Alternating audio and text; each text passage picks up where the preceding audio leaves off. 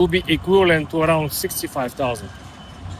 Effectively, this means that the natural level or percentage-wise average inflation will increase, which is not a surprise.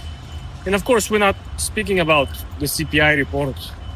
We're not talking about the production increase of the inflation. We're talking about the actual inflation that is not calculated based on the real basket of goods and services that people truly buy on a daily basis. So what this even means for you, personally and professionally? Well, if you have a business, you have to raise prices. Raising prices is painful. A lot of clients will stop using your service or stop buying your product. They will look alternatives. Recent studies that were published last month indicate that when the grocery prices increase, all the major shoppers, people who usually shop at least once a week in the grocery store, right, they stop buying branded stuff. They stop buying the brands of the grocery chain. For example, if before you used to buy some French provolone cheese, you used to buy, let's say, Italian, whatever, tomatoes. Now people go and buy the local Walmart brand, Target brand, local Target Trader brand, right? So people scale down. People not stop buying what they need to buy, the necessities, but people downgrade the brand. So how do you actually prevent this happening with your company? By 2030, right? You don't want people to start buying someone who is undercutting your prices, right? You don't want your brand to essentially downfall because of lack of sales. Well, how you fix this is you start raising the prices little by little from now. So effectively you can calculate how much the percentage or the actual price of you keeping the same margins of your goods and services will be by 2030. Let's say, for example, now you operate on 40% profit margin. Well, when you adjust the average percentage inflation, you will understand that the buying power of your 100,000 revenue times whatever revenue you are making or you'll be making, your projection, of course, with estimated average growth. I'm not talking about if you're making 1 million for you to expect to make $50 million in whatever 4 years or 3 years. So when you actually get the average percentage inflation and when you compute the projected earnings, you will get the prices that you should set for every single year. Little increase. Maybe you will have to increase the prices every quarter, which means 4 times a year you will increase the prices, which basically means that every 4 years you have to meet this average percentage increase quota. Not to make more money, just to keep making the same margins. Understood? Not many business owners understand that. Because this is not the basic economics. Basic economics is just following whatever the Bureau of Labor Statistics reports. People take their word as a nominal of value and truth. And I said, the models that they're using are not accurate because they don't really compute what people actually buy and sell.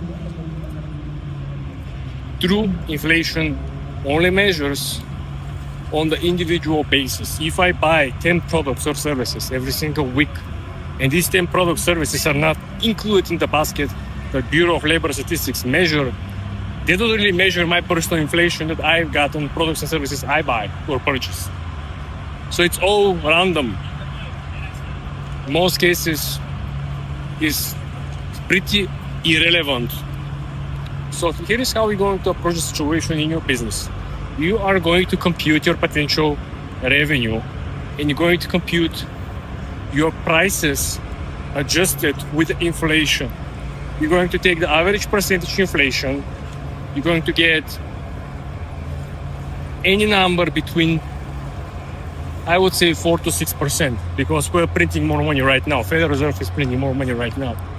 So you need to understand that when you take this average percentage interest between 4 to 6% and you apply this spread out through the next 4 years, you will get the number that you should actually use, increasing the prices every quarter or every couple of months until the year of 2030. So when the year 2030 comes, you can keep your clients, you can keep your revenue, your buying power will be the same because you adjusted the prices with inflation, and you effectively didn't lose any clients because people used to having these small price bumps here and there. What will happen with other companies? They will be forced to increase the prices overnight. So what is going to happen? Well, when you increase the prices overnight, everyone will churn. Over 60% of the clients will churn. If we used to charge, let's say $10, and you wake up in your business and you understand the inflation has rose for the last 4 years, let's say 12%, and you have to increase the prices of your goods and services with another $6 or $7, you do understand no one was going to buy. Maybe it's very slim, small percentile of people who really do not make any difference, do not see any difference between $10 and $19 or $10 and $18 will keep buying. But this won't be enough for you to cover the cost and the labor and whatever, right? The math will not mathing at this very point. So after we solve this issue for your business, how you're going to adapt your personal spending, your personal expenditures? Well, presumably everything that you usually buy, clothes, accessories, vacations, absolutely everything will be more expensive. There's no world where things are going to get cheaper, especially on the commodity side. Commodity side is everything that is actually physical. Hats, sunglasses, clothes, merch, whatever. Why? Well, so far people had money. Inflation was kind of in control. But now with all the war spending, the inflation has gone out of control. So printing more money was required for keeping up with the war activities. So why this changed the math? Well, when everything got so expensive and when the money started losing faster and faster their value, people stopped buying as much as merchandise. So all these fast fashion, cheap shirts, cheap pants, they stop working because they don't produce. The company cannot use the economy of scale anymore. So the company cannot produce 100,000 t-shirts a day for a cost basis of 74 cents, right? So if they cannot produce 100,000 shirts, do the math. They have to produce 50,000 shirts. So the cost jumps double. So if they produce 74 cents a shirt, and now if they can produce only 50,000, so the cost basis jumps double. So 150 a shirt. So they cannot sell the cheap fast fashion anymore, right? Do the math. This is just figuratively speaking. We're not, using hardcore data. But just on the numbers, this is exactly how it works. And this is why the economy of scale for all these fast fashion brands and even the luxury brands which rely on premium will not be as effective. I'm expecting to see, listen up, this is a very large speculation, but I'm expecting to see more and more people actually to start stocking up luxurious brands. I'm talking about high quality premium. I'm talking about cashmere coats. I'm talking about baby alpaca coats. I'm talking about probably some of these females purses that are limited edition. I'm expecting people to actually store value and exchange their money for some of these physical limited edition in high demand goods, because this is definitely some way of, I would say, leverage and hedge against the market uncertainty. Because in the AI bubble, it's still 50-50. You still know, is the market going to bust or is the market going to continue running, right? We still have more tech companies to report earnings later this month. So pay very close attention. This is my largest and biggest speculation. I personally have purchased a couple of, I would say, relatively expensive clothing. Not for myself, I just exchanged. I sold a bunch of other, mid-tier brands and bought one very, very high-tier brand. Not for me weighing it on the streets, but me just keeping it as investment, because I know at any point in time I can just liquidate the item and extract much more cash. What I'm saying, let me simplify. Let's say I have 3 different P codes, right? Or just random brands. Let's say some mid-tier brands, whatever. I sold each one of them, and with the purchase, with the budget, selling these 3 different P codes. I bought, the European code. Something like this. Exceptional difference between the liquidity of these expensive brands holds value, and it's easily, you can go and, I can go tomorrow and drop the cotton at the pawn shop, right? And I can get 400, 500, 600 cash on hand. You cannot do this same thing with mid-tier brands. No one cares. Yeah, cool jacket, man. Yeah, I don't want to buy it. Because there is something else, except the intrinsic value. There is something attached to the longevity of the item. It's not just quality, it's not just brand, it's the value proposition. So keep this in mind. This is probably one of the biggest speculation, but something to keep in mind, okay? This is exactly what people said who lost money on silver during the 2000s run-up of the silver. People were frustrated, people were extremely angry that they purchased at the top. Later, after they call it a bubble, a lot of people actually said it's actually a scam. Read very carefully. Based on the market analysis, people who purchased at the absolute top of the silver at this time, around 2000s, they had to hold over 20 years just to break even last year. Pay very close attention. Based on market analysis from the era, people who bought at these particular prices were experiencing excessive frustration at the times of irrational sentiment-driven nature of the market rather than just supply issues. While some believed in a long-term value, this sounds familiar. A lot of people now in the comments, we're here for the long run. While some believe it's a long-term investment, others face losses from the rapid price crash. What about sentiment? Well, back then the sentiment was, of course, over the supply. Everyone was bullish. No one cared about the actual intrinsic value of the silver and long-term price action. Observers noted that in the early 2000s, like the dot-com bubble, silver price movements were driven heavily by investor feelings and speculative frothy sentiment. Same like now. People are buying because other people are buying. Unwarranted. I'm here to warn you, okay? It's not gonna be like the other time.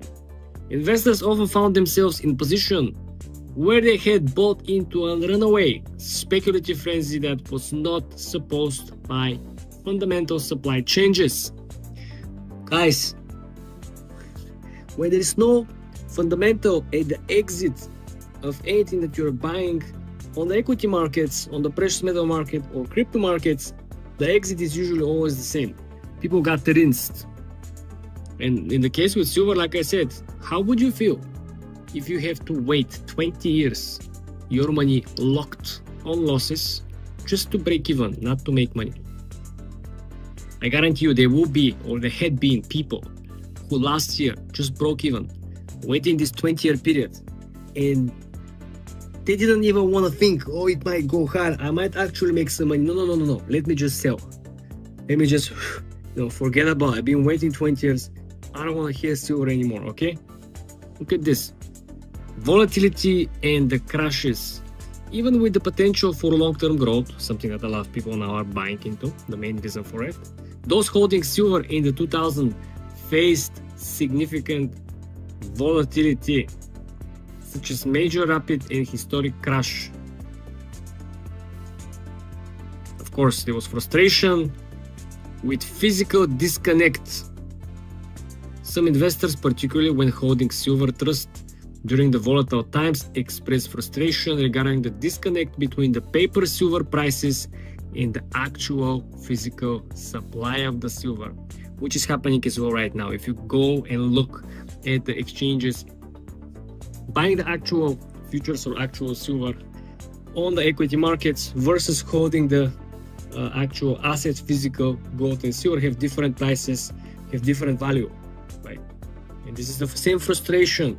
Why? Because the game is always the same, but the newcomers don't know this, so they're gonna get rinsed again.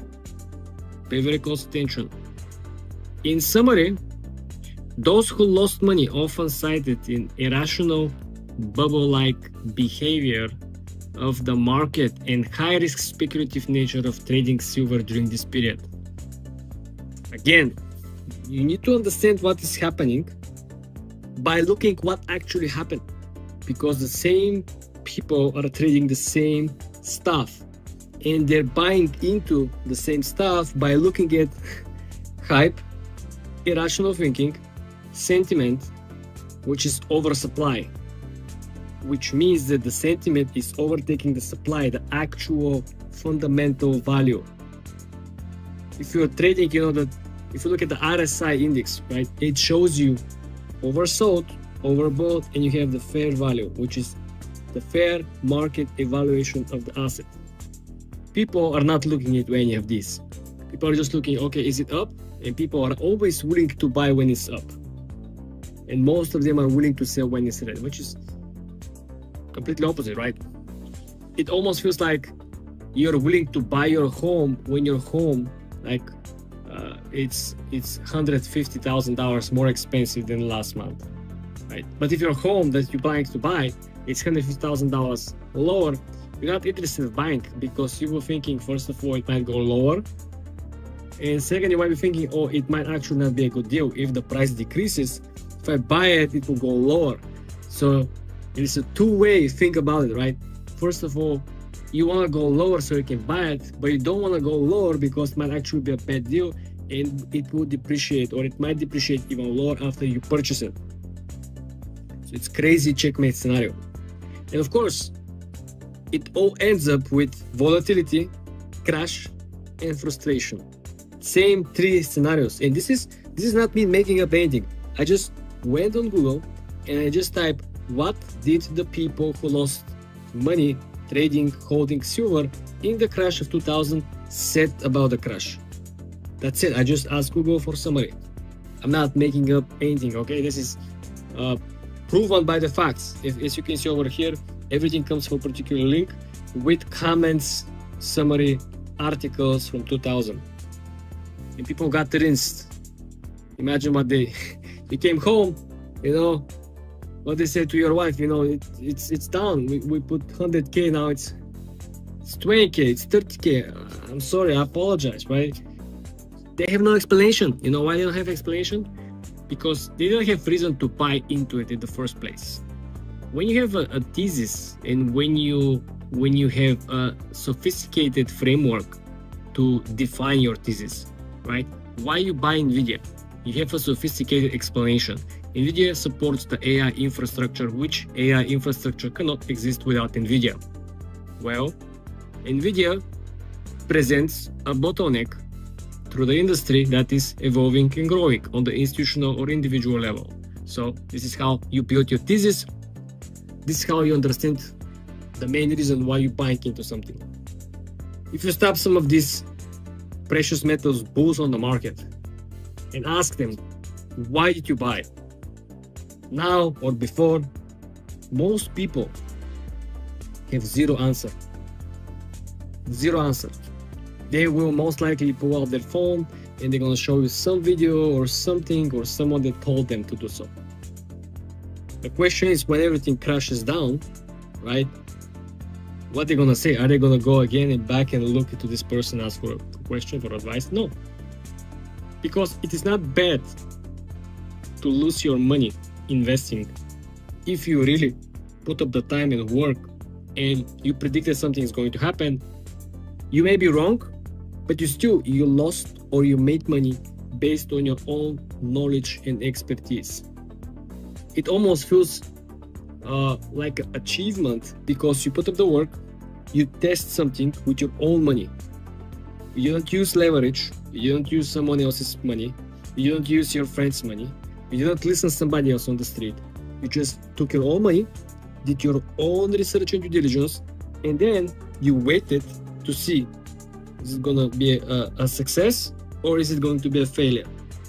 This is how, you know, the man should supposed to approach everything that appears to be an opportunity, or it might end up being a trap.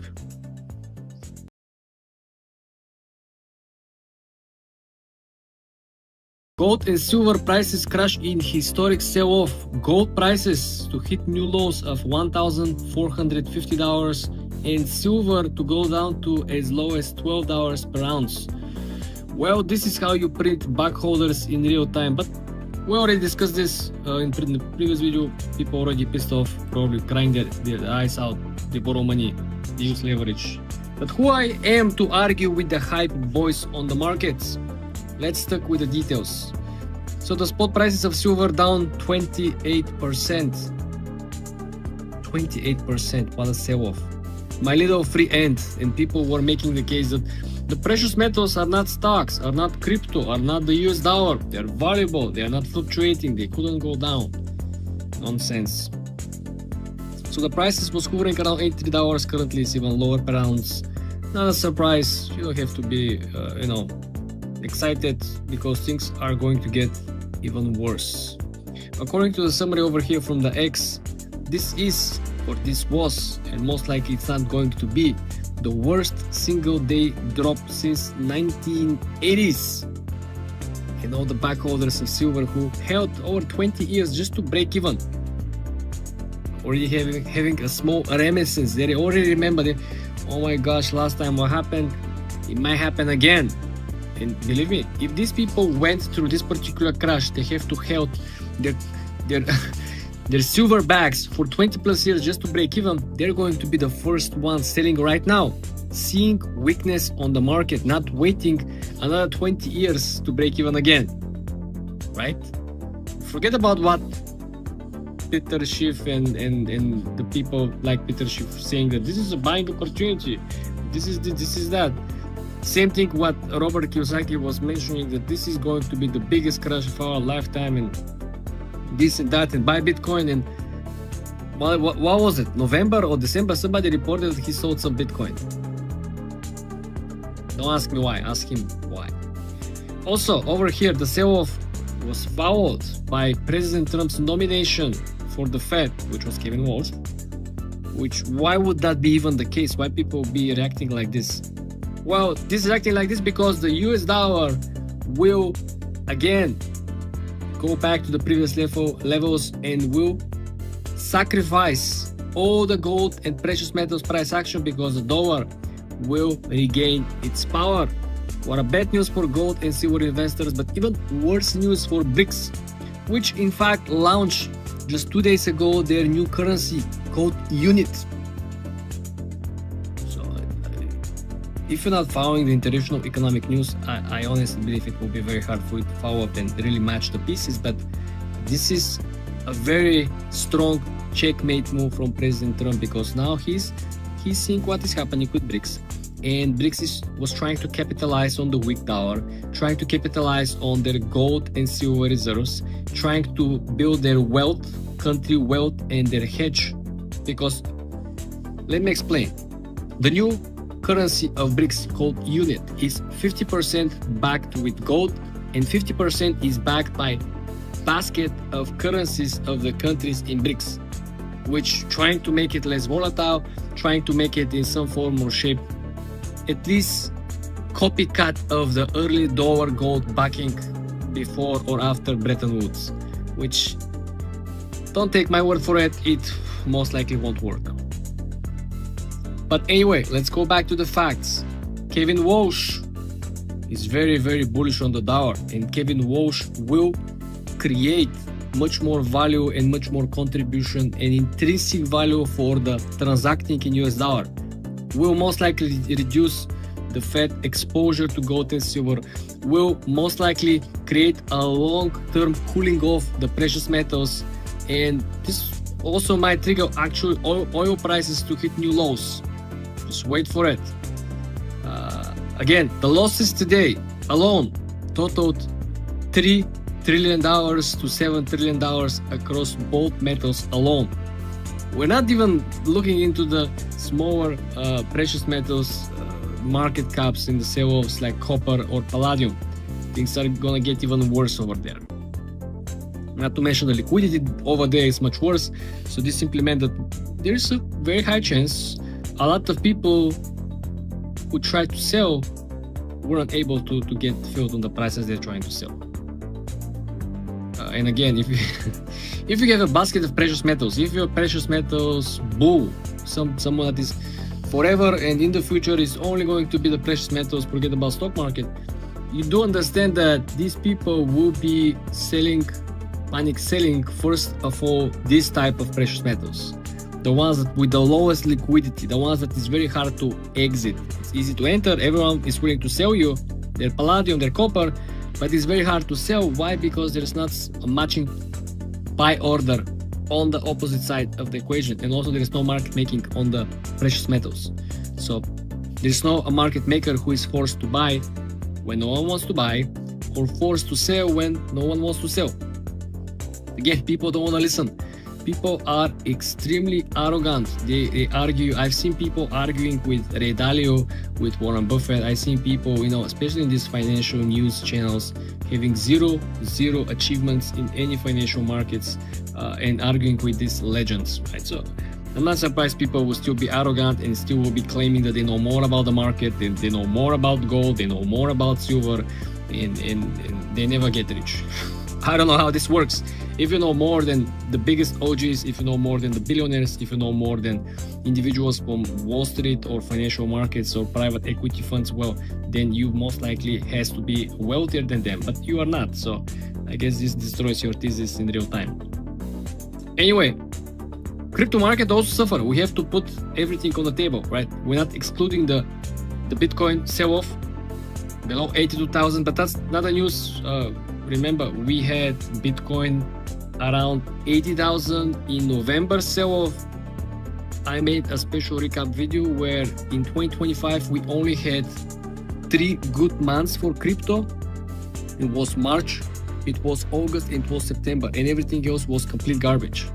Sell-offs, chop, sell-offs, and completely die out. And now we're having this, widespread liquidations. But like I said, this is not a new news for crypto. This is not new news for tech sector, considering the yesterday's earnings, very mixed reaction. Microsoft overspending with not clear roadmap in the future.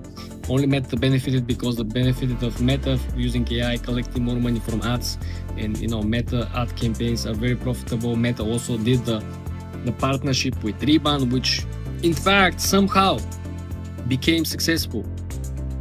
I was very surprised. The product looks very ugly.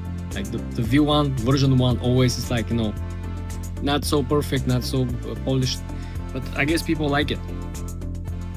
So most of the market crashed today. We are going to be honest, but nothing of the silver and gold bulls was not expecting to happen.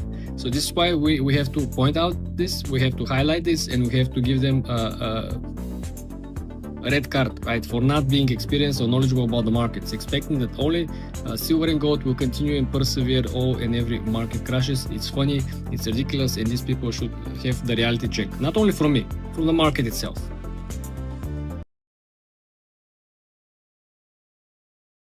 Many people are not ready for the crash that is coming in gold and silver. Why? Because they lack historical context. A lot of people thinking that the prices of gold and silver will continue to go higher and higher without having the drawdowns and drawbacks. But why this is important? This is important because a lot of these people have lack of sufficient historical context and knowledge about the markets. In 2006, the price action of silver mimic identically the 2026 small pullback, small sell-off. The parabolic surge in 2006 of the price of silver led silver to go to $15 per ounce. Everyone was cheating. People were preparing for $100 per ounce. What happened? This price action followed by 40% plunge. 2006. Why this is funny? It's funny because we had 40% crash 2 weeks ago in silver. The problem is that if you again go back to historical context, the silver didn't end up there crashing the price. Silver actually went lower. And the problem was that people have been holding and sitting on losses for 12, 14 years. How are we gonna feel about it? Instead of you making the right decision, instead of you picking or hedging or limiting your risk, you sitting or staying on loss for X amount of years, and you're not only sitting on loss, you are into something known as opportunity cost, meaning instead of you, making money of something else or being able to bet on something else, you're locked, sitting on your losses, can't do anything about it. Again, people have a very hard time understanding the concepts. And this is why the parallels, because you need to make a parallel between the past and the present, helps you understand and gives you better, not the best, but better chance to what could potentially happen with your portfolio, with your money, and the prices of precious metals, right? If you look at closely, in May 2006, silver skyrocketed 80% from $8.50 amid the, again, retail hype, same people, the usual crowd that is involved in hyping particular asset class. ETF launched SLV. This was another hype that contributed to the bubble. Also, we had some kind of industrial demand narrative that there will be more demand for silver, right? You know, remember there was like an EV, the beginning of start speaking out loud about electric vehicles and battery, which use a small amount of silver as well for the production. That moment, silver hit $15, just like the 2026 when silver hit 72 and later $121. The problem is that this was a bubble, and the bubbles are bursting. That's what usually happens, and that's what their lifespan looks like. The bubble never stays at the same size. The bubble never remains inflated. The bubble bursts, and a lot of people don't want to hear about this. So look at the parallels, right? We're talking about things that have already happened. Pay very close attention. We're not coming from some, figuratively speaking, Marvel movie scenario. This already happened. So you have nothing to argue, nothing to talk back. This already happened. So open interest in silver exploded, positions turned crowded, and momentum ignored deficit. Exact replica of 2026. We're talking about $3 billion plus ETF inflows, which indicates a lot of people with, let's say, mid-size net worth that use private banking. They call the bankers buy silver, the bankers bought through the ETFs, BlackRock, Vanguard, whatsoever. What happened then? Well, it was painful. The crash mechanics actually were triggered. What happened was that there was a new Fed chair. Oh, surprise, surprise, we do have a new Fed chair coming in May here. The Fed actually changed the interest rates. That back then it was Ben Bernanke who was the Fed chair.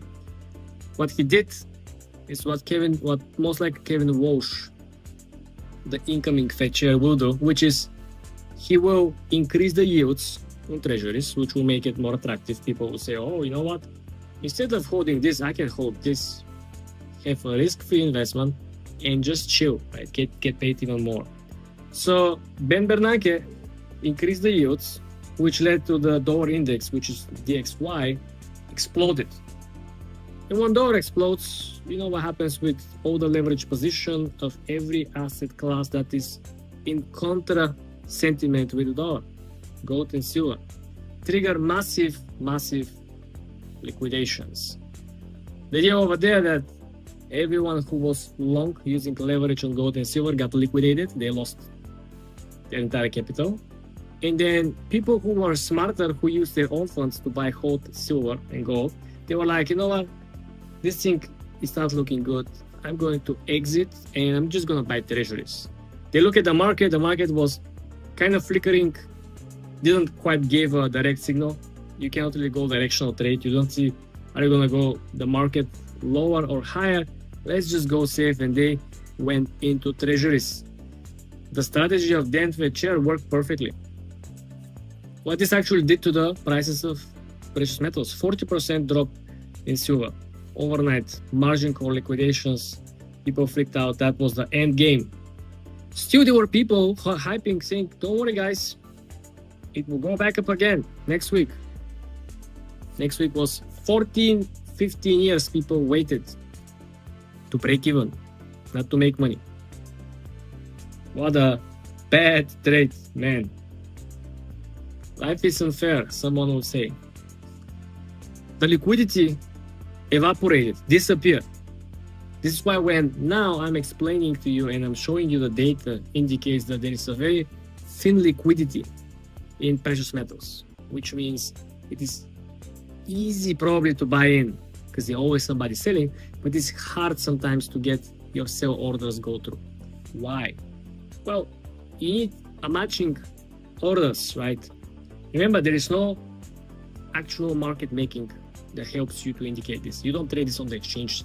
This is This is essentially a decentralized market similar to Forex, where the Forex works when investment banks work, right? This is why the transactions are different, the spreads are different, the fees are different. On Forex, you as well have to pay an overnight fee for holding the pair of the currency. So you need to understand this is much more complicated than other people think. They just see the surface, you just see the packaging.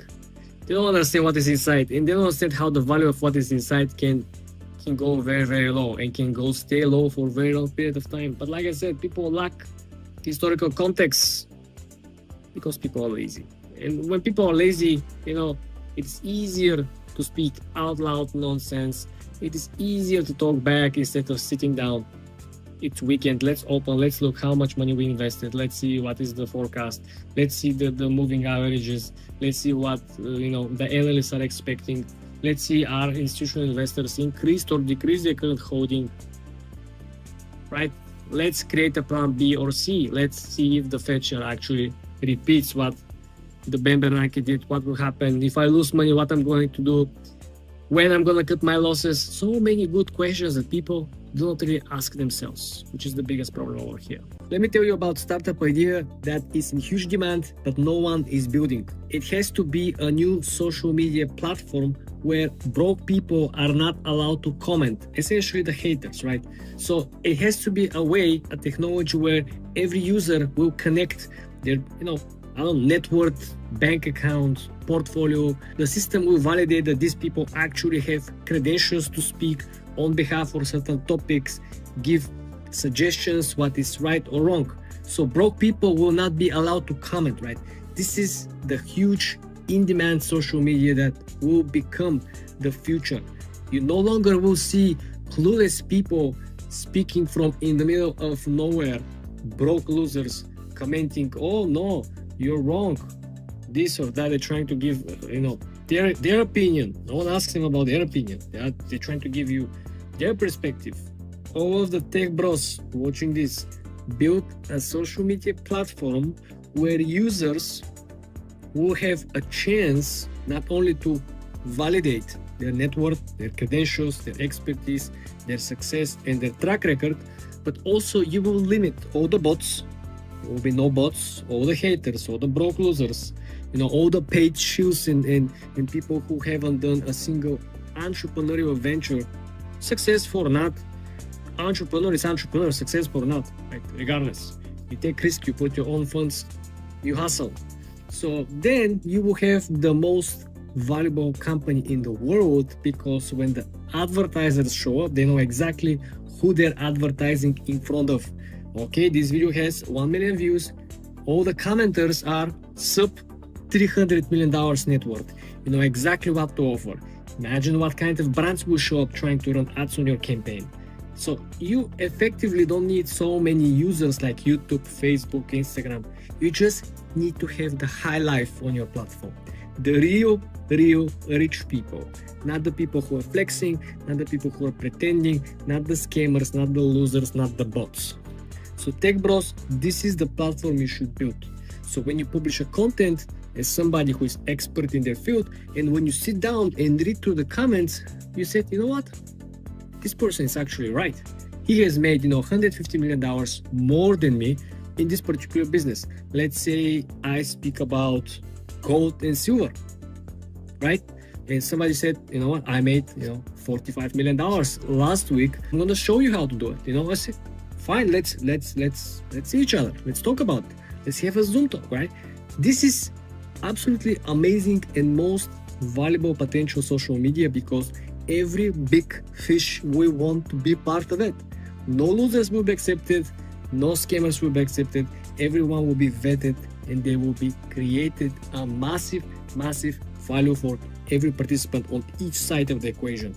The advertisers, the content creators, and the founders themselves. By 2028, 81% of the people will be replaced by AI. It's okay, right? You already know that, you already expect that. And the biggest lie that people are trying to sell you right now is, calm down. AI will create more jobs, it will not replace you. You know what's funny? The same things were said to the people who were building carriages when Henry Ford was building the Model T. They were saying it's okay, the new cars, they will not replace you, they will just create more jobs for you. I don't think it actually happened, right? Exactly. So knowing this part of information, you need to start preparing yourself, because the only people who will be left, this remaining 19% of the workforce, will be the geeks feeding the AI, the super intelligent streams, the super geeks of the world. Someone recently said that this is the decade starting 2026, the decade that is named the revenge of the geeks. So all the people who will actually be happy throughout this decade, will have fun, will make a lot of money, will be the geeks, So this is why you want to pay very close attention. And this is not the Andrew Tate matrix. This is a completely different level in which even if you try to learn something right here, right now, the information is changing and develop so fast that all the knowledge that you're acquiring today, tomorrow, it's an old story.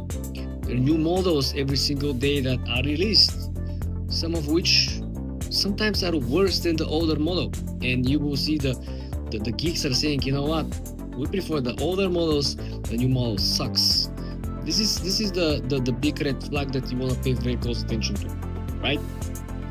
Again, there is no way back, considering that the infrastructure for hundreds of billions of dollars is currently built, or is building, or is about to get built. $500 billion, $1 trillion, data centers, so on and so forth.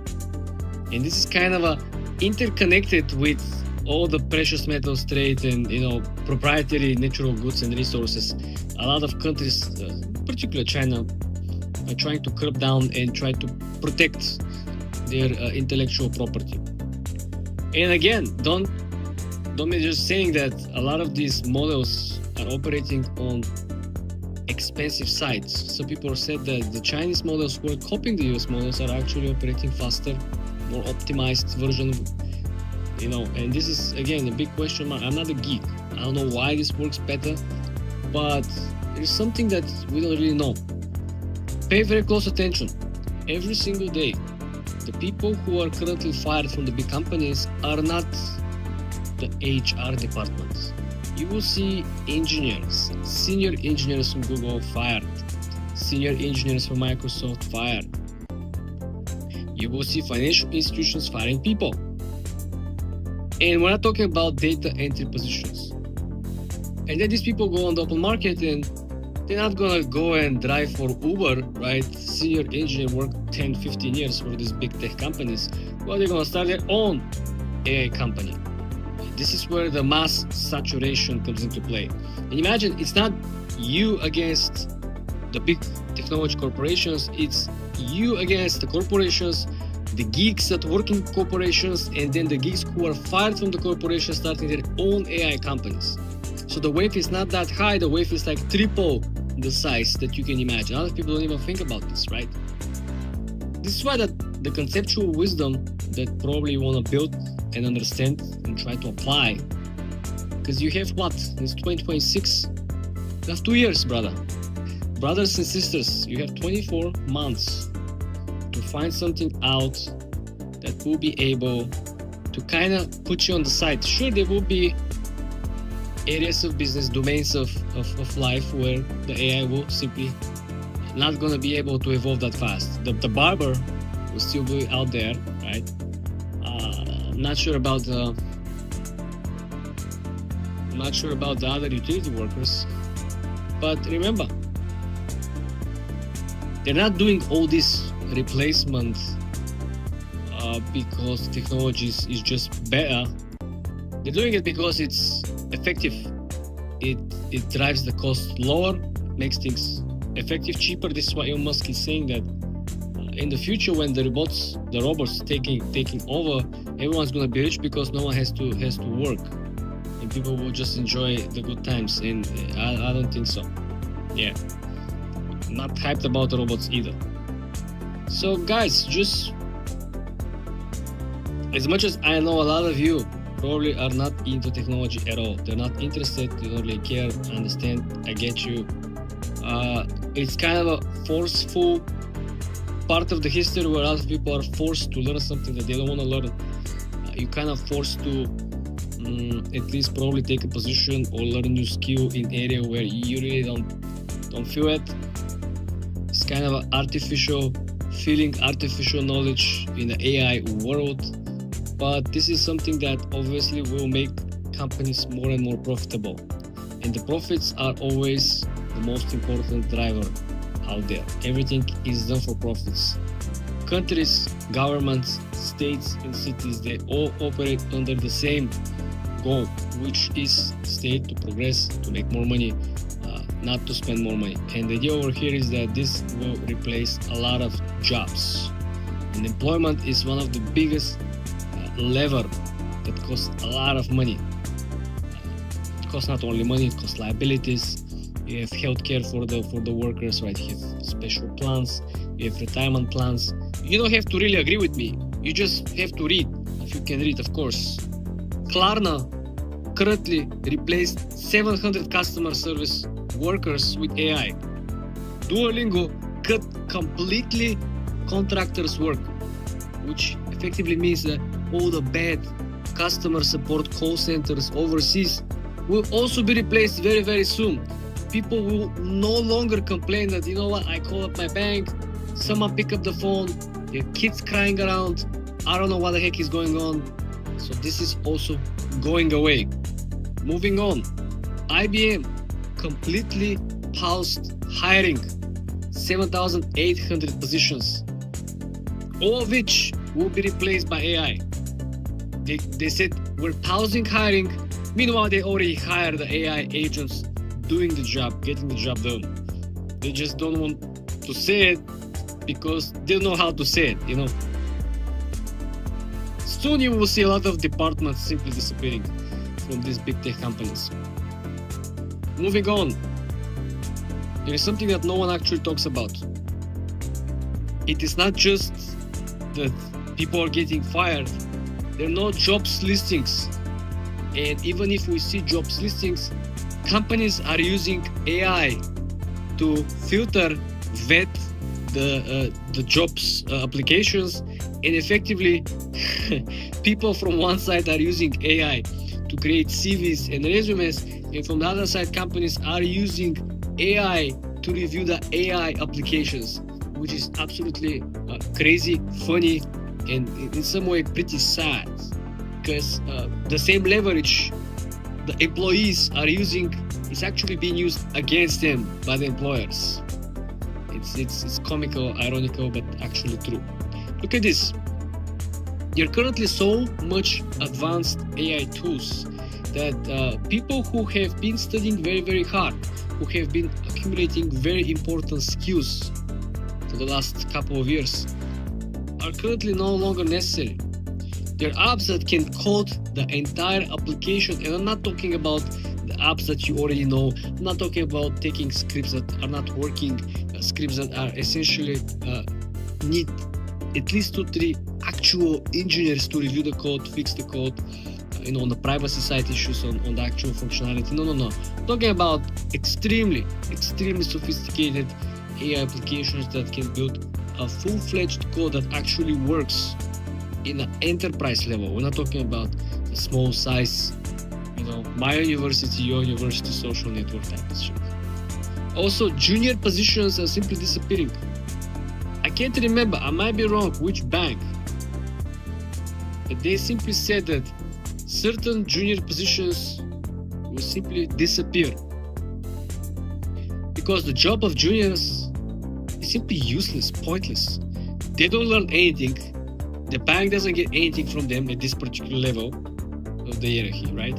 So they effectively give them some money before, get them as junior, just to make sure that no one else hires them. Now they don't need to do so because the AI is doing the junior job. What this means? Well, this means that the first hiring will be for the next level. But the people who are graduating, they don't have the experience either through internship or junior positions. So if the junior positions disappear, if the internship position disappeared, how these people are gonna get any type of experience? I have zero expectations to see anyone getting any experience whatsoever. This means that there will be a major gap between people who are graduating and people who are getting their first job. And first job might be, well above entry level. All the entry level junior positions might effectively be replaced. Maybe some of the mid-tier as well. Look at this. Junior lawyers, accountants, graphic designers. We all know about the graphic designers. Movie producers, script writers. All these people positions, unfortunately, are already in the past. And this is kind of good, kind of bad. Why? Because the people from the creator space are very artistic, very interesting, but they work slow, right? If you order someone to write a script about the movie, it might take years, right? But the AI can write a full-fledged, very good, sophisticated on 17, 18 different tries, probably very good, well-written, interesting, clickbaity movie script for, a month probably. Which speed always is a good thing. Now you can see even the real estate development projects are building so fast. Especially I see here in the city, I see a project begins maybe in August or July. Now it's already fully ready for tenants. It's unbelievable. It's like 5-6 months. You have a 50-60 story building, complete, ready, everything. Outside you have the windows, you have the entrance, you have everything, the foyer. It's crazy how fast these people are actually building. I don't know, is this in some way, AI help to speed up the process? Maybe the architects, using AI. I don't know. There's some architect, someone in the industry. I will be very interested to read more about this. Do you know that average person loses around $10,000 per day scrolling on TikTok? I genuinely believe, I'm not exaggerating, we're going back in history when the society was divided by kings and peasants. I don't see how the income inequality problem will be solved. So a lot of people who are currently experiencing misfortune, they were fired, they couldn't start business or couldn't find job. I genuinely believe that things will not get better or easier. And this is not your mistake. It's just how fast the world is moving and how slow the people are adapting to these changes, right? And I understand. I can empathize why so many people don't want to learn AI. Because you're not geek, right? You're not geeks. You don't really care about this software, these changes, these systems, these AI agents. You don't really care about automation. You just want to chill. You just want to have your secure job. You have to have your very expected earnings this year. You want to know exactly how much taxes you're going to pay, when you're going to get paid, etc. But life has become very, very busy. This is why you will see the concentration of wealth is increased. You will see that usually, I have all the collection of Forbes magazines since back of 1989, 1980s, right? So I screw all of it. So I essentially read how the whole generational wealth has moved from one person to another. And every couple of years, you see different people are appearing in top 20, top 50, top 10. But for the last 5 years, the same people have remained on top. And these people are not losing their spot. Instead, they're actually getting wealthier and wealthier. What this means is that for the first time, we're having the same people are not losing their spot, they're not getting less wealthy, they're not retiring and moving away from business and somebody else which is currently more active replacing them.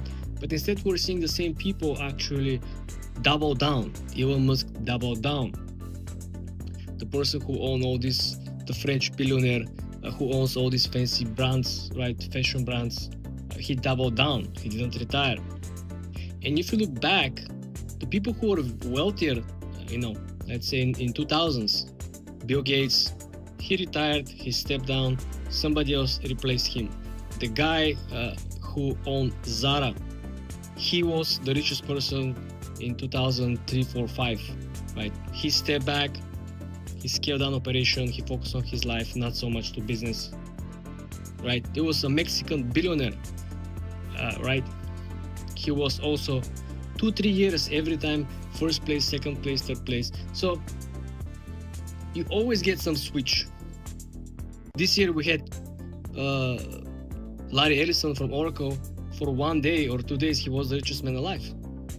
But the concentration of wealth is in direct correlation with the AI development and how the economy is more and more related towards the technology. If before some portion of the GDP or the gross domestic product or the infrastructure or the businesses started in particular niche was kind of divided more or less equally. You had a lot of people starting and working in real estate, being on the developer side, being on the sales side, and also you got a lot of people, a lot of services that surrounded this business. Then you had a lot of people who were working in normal service jobs, right? People were happy. A lot of these jobs, little by little, especially now in 2026, will disappear. A lot of which already are gone in 2025. So this led a lot of people to adjust. The only decisions that they could do is to adjust. And adjusting is not easy.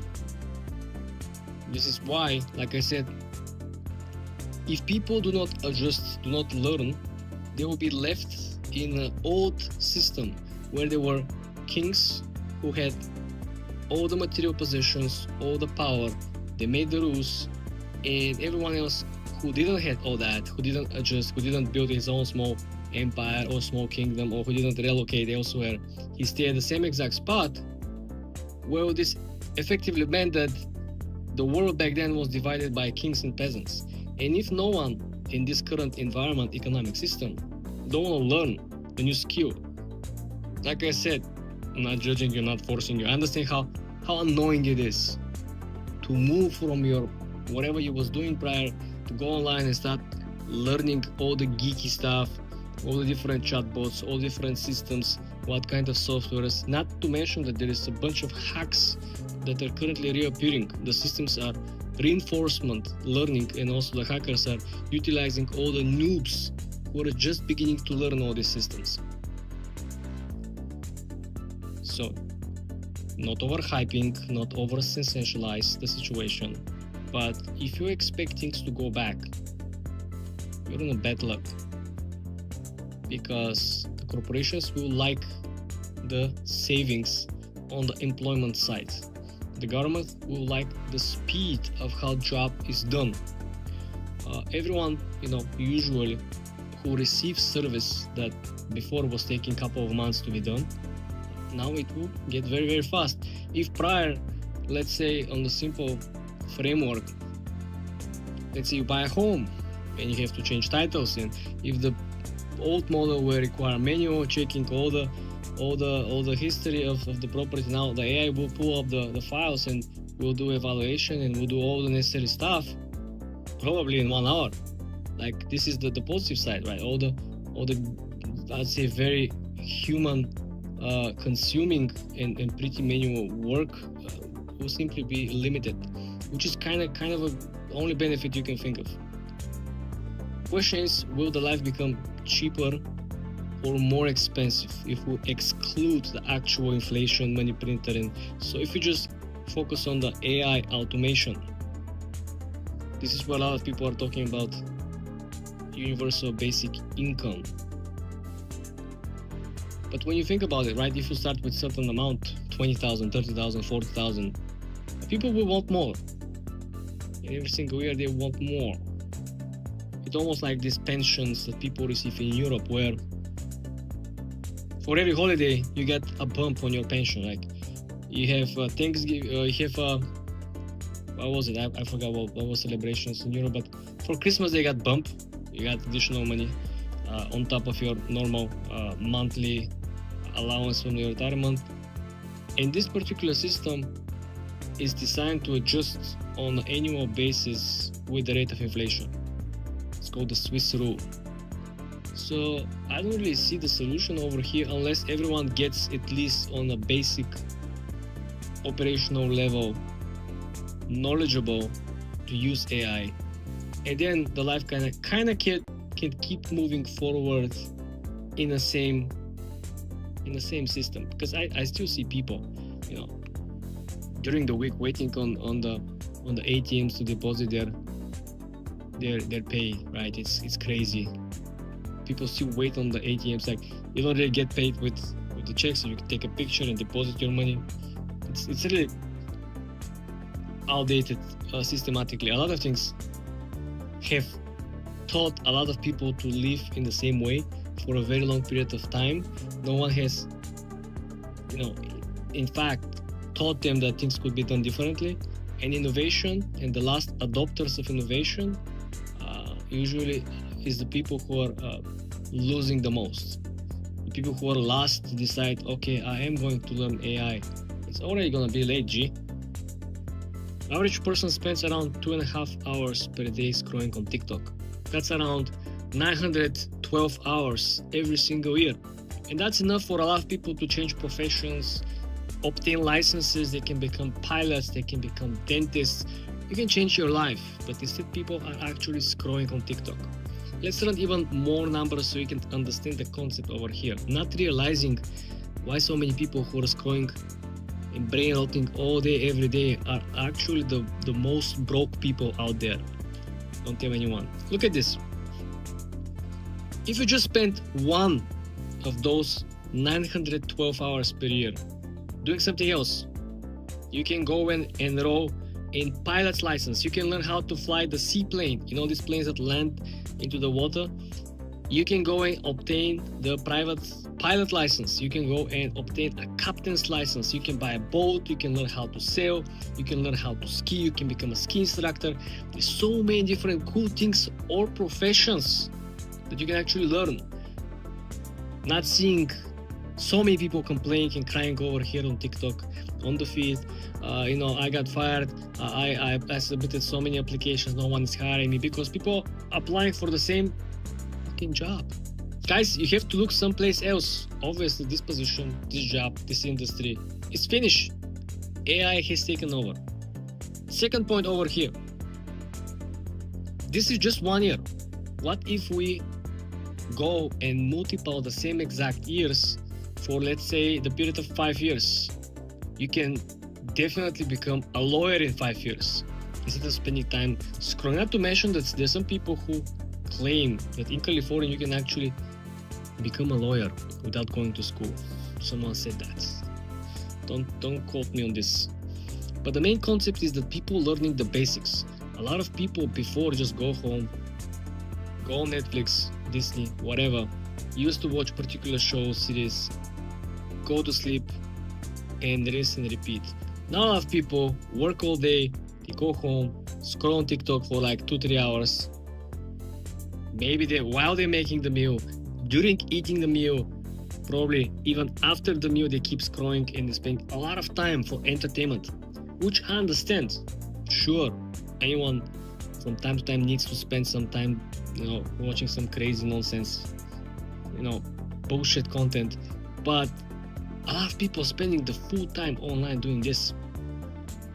And here is the $10,000 example in which we started with. This is not coming from thin air. We're not coming up with numbers over here. We're not only losing the $10,000 a day. Effectively, it's $348,000 over a decade. And that's maybe half house, maybe down payment plus some other if you live in more expensive area, or maybe you can buy a full house if you live in an area where houses are not so expensive. And just think about it. Some people are losing more money at home scrolling than they earned throughout the day on their day job. Look at this. That's, if you break down by day, you effectively could be losing around $95, which, depending on the person, how many hours, some people spend more than 2.5 hours. The calculations were based on 2.5 hours, which is based on study. So if you spend more time, you actually lose more money.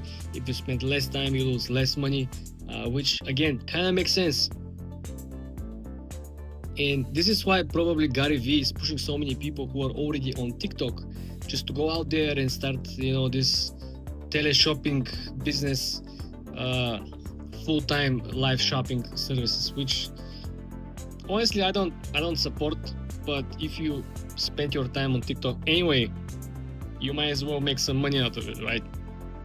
At least you're gonna reduce your losses over here just by judging time spent. Again, it sounds crazy, but the opportunity cost, which is doing TikTok versus anything else, is compounding. Think about a friend or someone who you followed online, or some of your colleagues who started a business after the virus situation.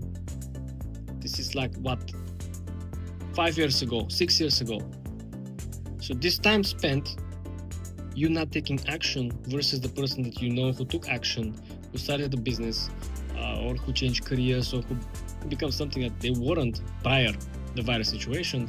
It's the opportunity cost, and the opportunity cost is much higher than the cost of taking risks.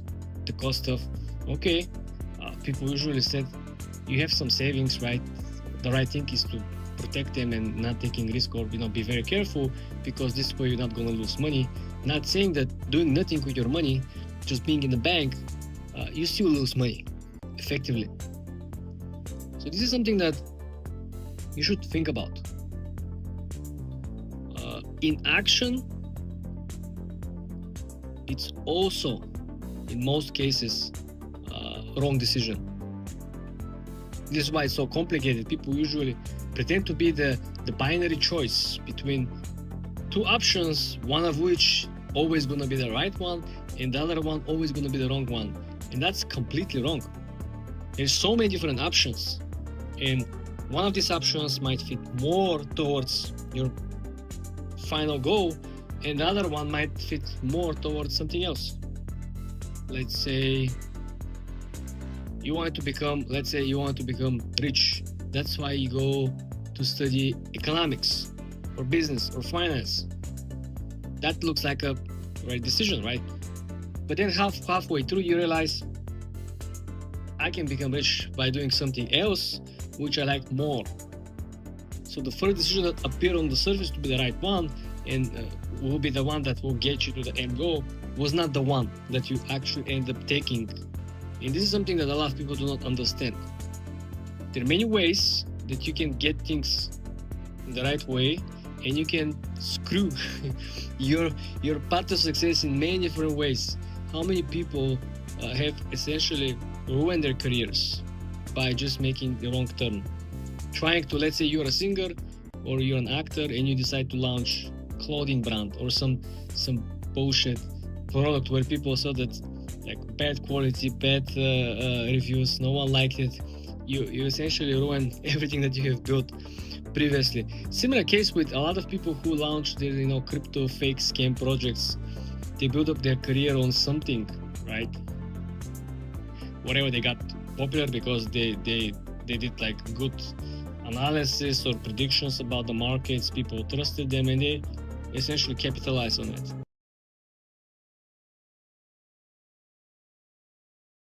I spent the last 4 hours digging through the Wall Street expectations, predictions, and estimates for the crypto market. If you hold some crypto, I bet you want to hear this.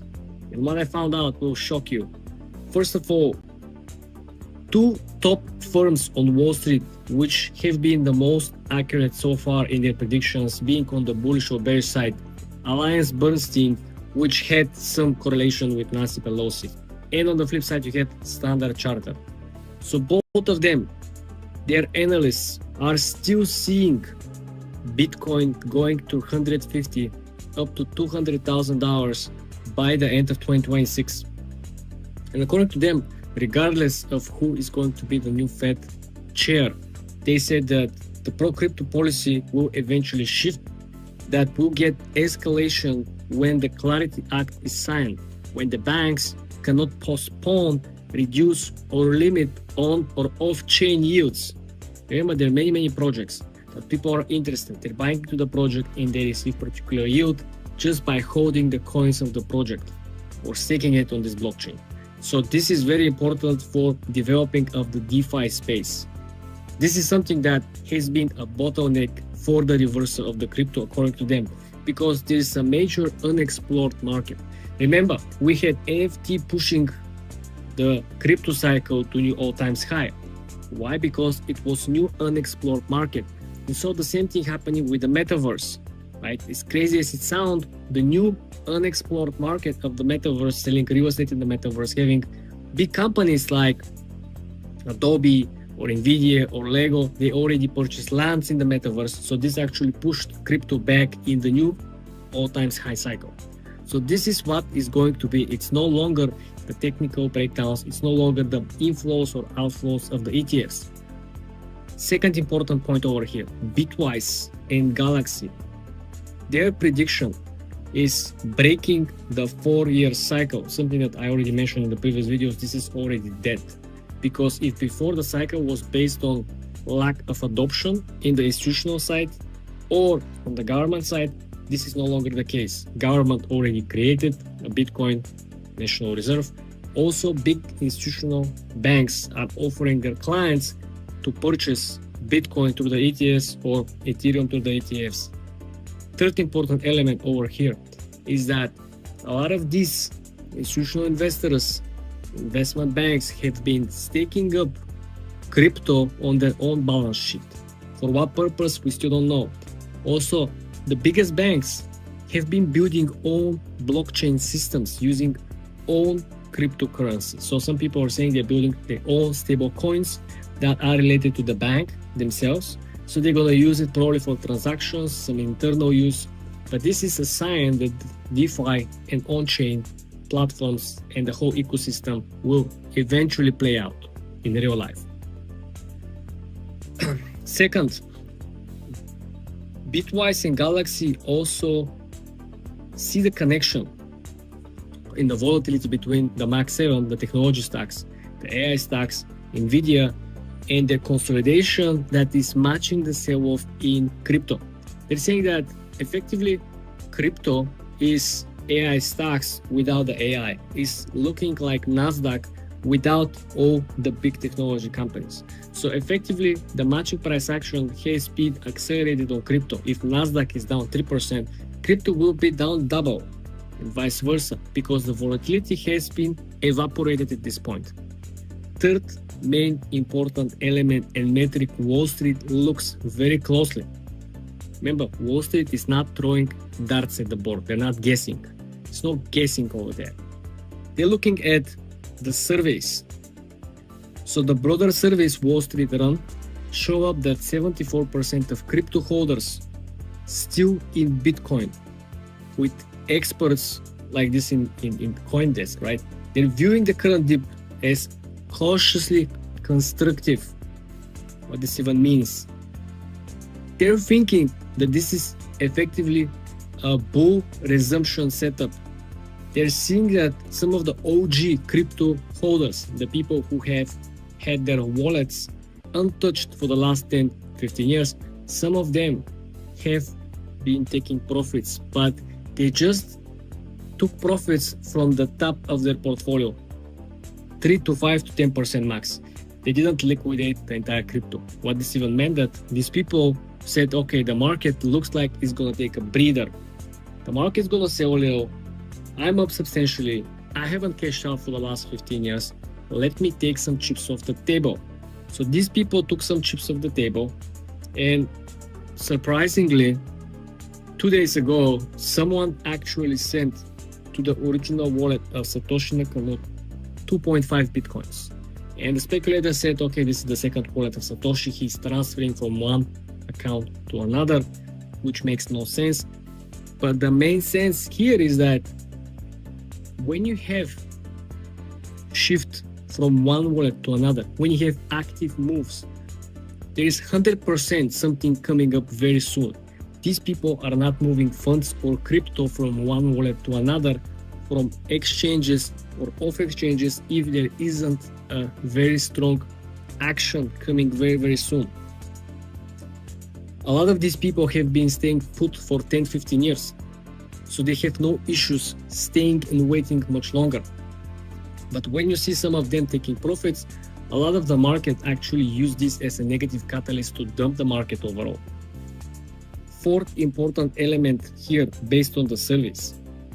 According to this surveys, the sentiment and the views of investors who are still holding and who are still down, majority of which are down, institutions and investors, they're seeing and they assume that no major black swan event is coming around the corner. They are optimistic and bullish for the second half of 2026, and they're seeing this as a bigger breather for the market, which allow the market, remember Bitcoin, to hit these levels from current all-time high of 126 to 150, which is not so much, it's another $24,000, to the absolute top of 200, some people calling for 240,000. You understand, if the market wants to do the new all-time high of absolute peak of almost $250,000, it needs to dip more, right? You understand, the bigger the dip, the bigger the breather, the bigger the liquidations, the bigger the potential upside could be based on something known as elasticity, right? Think about elasticity. The longer it pulls, the faster it stretches and expands. So if you really believe in the surveys and if you really believe in Wall Street expectations and predictions, you should understand that these people have no better options to invest. If they believe that the AI bubble is very close to its peak, if they don't see better opportunity to invest, when you see that stocks are falling alongside gold and silver, and the new Fed chair will make the dollar great again, the only options for institutional investors still will remain crypto. When you consider treasuries likely won't be as attractive opportunities for institutions anymore. Let me know what you guys think about this.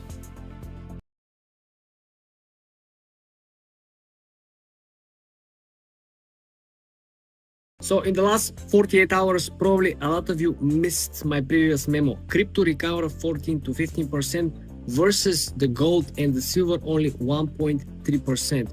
Why is this? Well, like I said, if you missed the memo, you probably wonder why. Let me explain. In the last 48 hours, we had over $310 billion that was essentially bought off the dip on the crypto market, which inverted the patterns, and now the market will liquidate around $2 trillion in short positions. But why the gold and the silver didn't move? Why the recovery didn't appear the same way on gold and silver, where they're much cheaper? The gold is cheaper, the silver is cheaper. It was even greater dip earlier, prior on the silver, around 40%. So this means that the people who are more bullish, people who are always bullish on precious metals as a safe haven, they didn't buy the dip this time. Why? Two possible scenarios. They either run out of money or they're extremely already concentrated in precious metals, meaning, we can speak whatever you want for diversification, for hedging, but you cannot just simply hold one or two separate assets. You need to have a very diversified portfolio, considering that the market is not yet decided. Are we going to go into the recession, or are we actually going to persevere? Pay very close attention to the numbers. And these numbers are already in the past, so this already happens. We're not speculating, okay?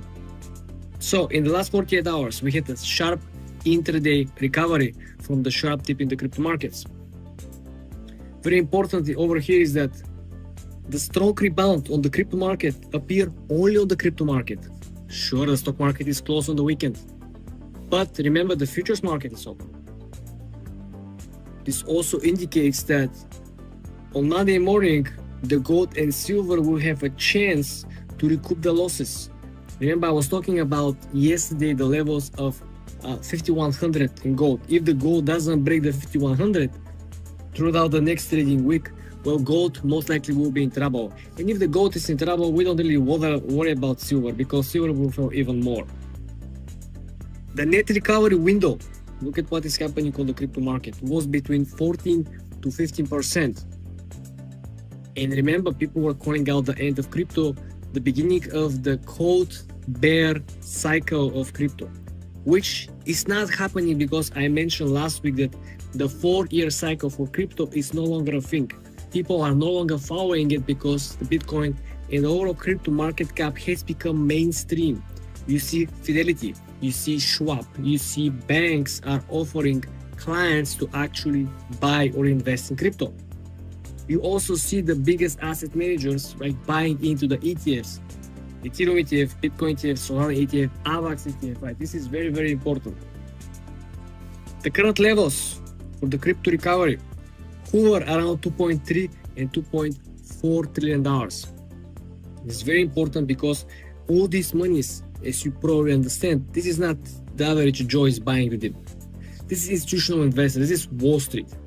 So why Wall Street, instead of buying the silver dip, which if the biggest gap down 40%, if you're bullish, there is potential biggest gap up if you believe that it will go back up again. But they're not betting on this. Wonder why, right? Same thing with the gold, right? Why they're not betting that the gold will go back up, or why they don't hold on the previous price target, it's $10,000 by the year end. If we believe, think about it, if the gold now is around 5,000, 4,800, 600. But if you truly believe that the gold will go 10,000 by the year end, you're looking at crazy percentage upside. And if you truly believe, why Wall Street is not buying it? Because the likelihood of Bitcoin surpassing the previous all-time high are much lower, right?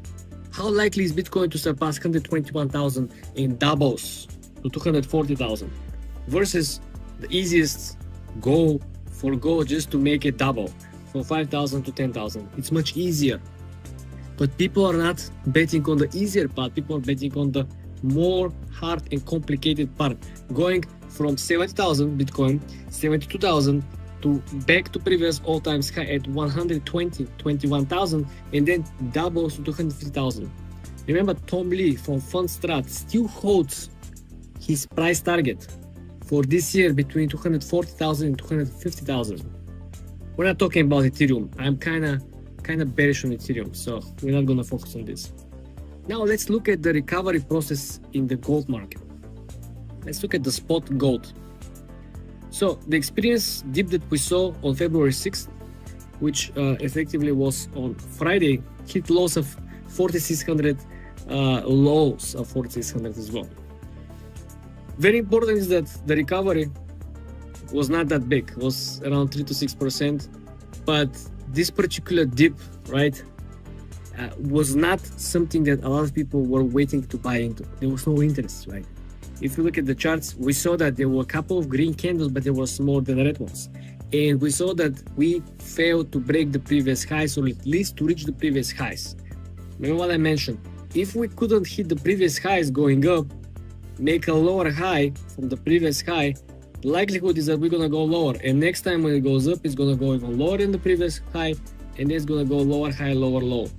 This is what Wall Street expects. And if they see this weakness, like I said, gold has next week to break the 5,100. If it doesn't, most likely the Wall Street will set up the computers and the alternative trading systems, ATS, the computer trading, the algorithm trading, to most likely flush the prices. Remember, there are a couple of important levels of support that you want to look at the gold, 41, 4200, and then if it goes below that, we're looking at 3,800, possibly 3,400 if we're having a major, I would say, rotation. This is a very important term on the markets. So we didn't see the recovery that people were expecting. We didn't see people buying the dip as we expected. And if we move to silver, things are looking a little more uglier. Lower interest, right? Spot prices, again, much lower, greater dips.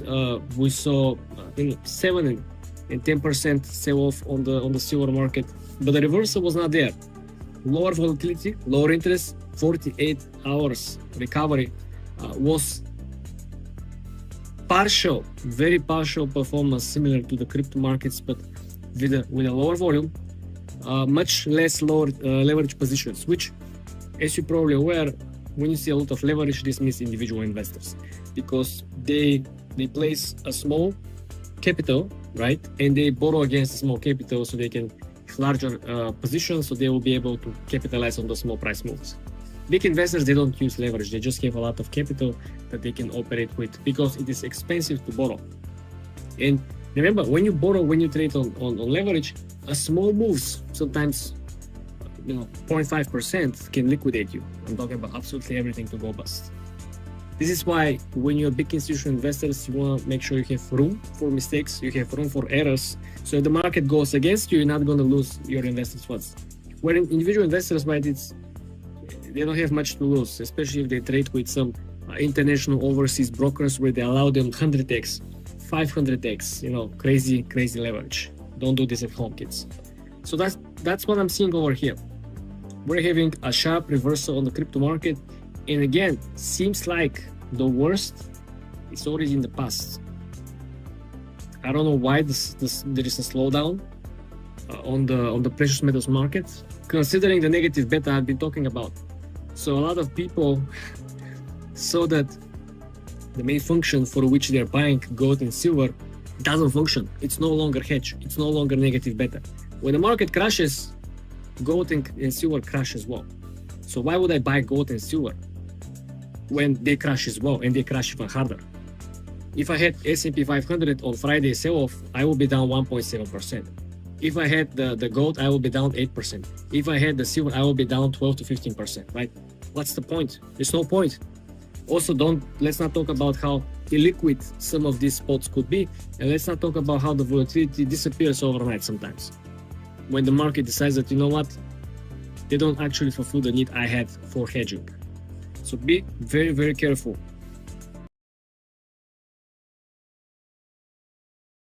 So guys, this is my last warning. The most bearish plausible scenario that the market is preparing for is that the nominated for Fed Chair Kevin Walsh marks the top of the bubble in gold and silver, leading to multi-quarter correction driven by tighter than expected policy. Leading to multi-quarter driven correction. Do you understand this? Second, third, fourth quarter, lower highs, lower lows, lower highs, lower lows. This is what the market is preparing for. This is the most bearish scenario. Also, they're expecting a very strong dollar on top of the liquidations of the long positions in the precious metals. What the Welsh nominations actually means for the market? Well, Wall Street is preparing for the market quickly reprice the very, very bearish on the stocks in crypto and reprice very bullish on silver, gold and other precious metals. There will be a completely 180 degrees reversal on the sentiment, and the current hedges that people explore precious metals as hedges will no longer be the case. The debasement trade will be over. What this even means, not only for America, but also for European Union and BRICS, it's a checkmate. When the dollar becomes again the most powerful currency, when the gold is no longer needed for hedging, well then all the leverages of other countries simply disappeared overnight. The dollar has already bounced on the news today, has already become more and more stronger against the euro. This particular part of the reversal is the first indicator that we're having found the pattern of the dollar and there is a new pattern building towards the previous highs. Wall Street also expects that after the new chair steps in, dollar is not only going to reverse, but will again become dominant power and build the new year-long highs. This will be a major tailwind for the metals. A more independent and less politicized Fed means that the Federal Reserve will be allowed to make decisions, right? But remember, Donald Trump is selecting this person. So again, the decisions still will be more or less discussed prior announcing. Price action and technical bear case for the gold. Today, gold had one of the worst single day drops in decades. This is not just today. Looking at the price action, for the last 12 years, the gold hasn't seen a single day drop between 10 and 12%. This means that we had hit the inflection point of volatility of gold. So far the gold was making a moves, but was not as volatile. This 10-12% and around 30-40% in silver indicated a completely break-even point where things are already inflexing on the opposite side.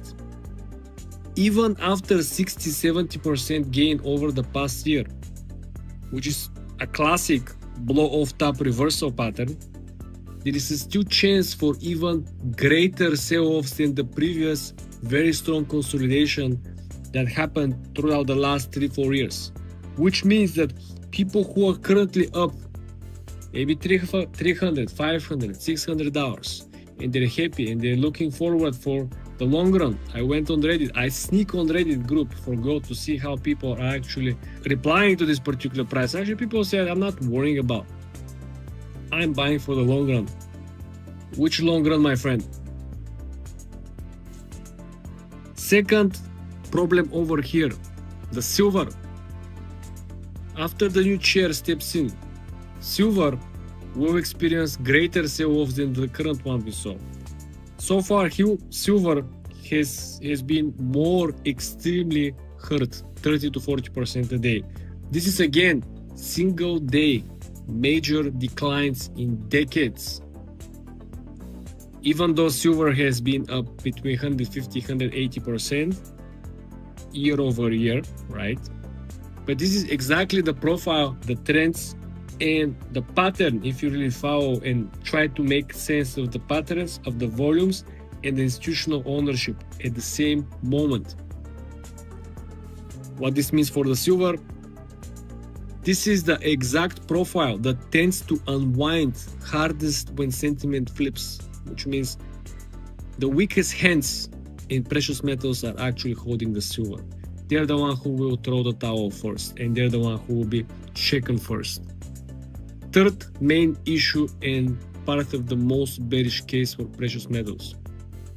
A prominent technical bear case now after this particular sell-off today. We're seeing new 30-day medium averages based on volume. We're seeing a completely new Fibonacci retracement building up. If gold loses the 5,000 area and silver loses the $100 area, downside targets could be 4,500 for the gold and 4,300 for the gold, which this is not even the most bearish. I read even bearish scenario from some of the analytical firms on Wall Street who are looking to low 4,000, 4,100, maybe under 4,100.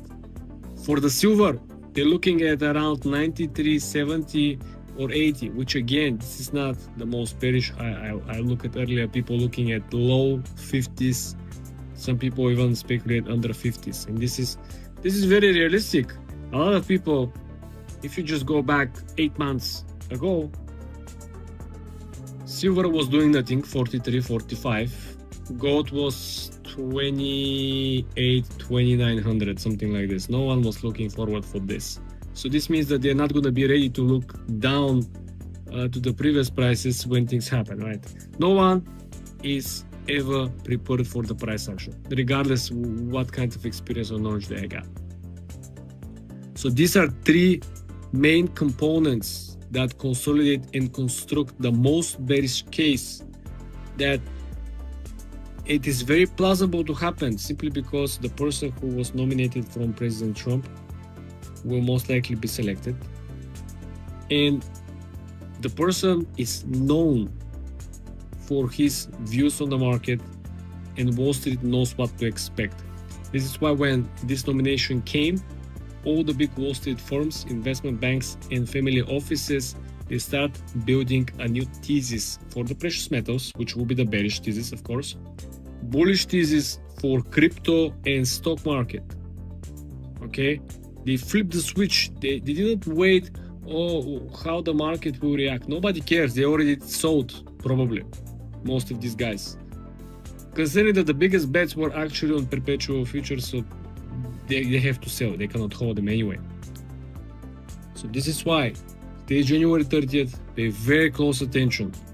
It will only get worse and hard for you to understand and navigate through these particular scenarios, because they will be popping up every single day, more and more articles how the new Fed chair will be focusing on improving the dollar, which is good. I'm bullish on the dollar anyway, and will focus on making the inflation remain at these levels, not pushing the inflation lower, which will completely change the Fed policy and the overall economic infrastructure.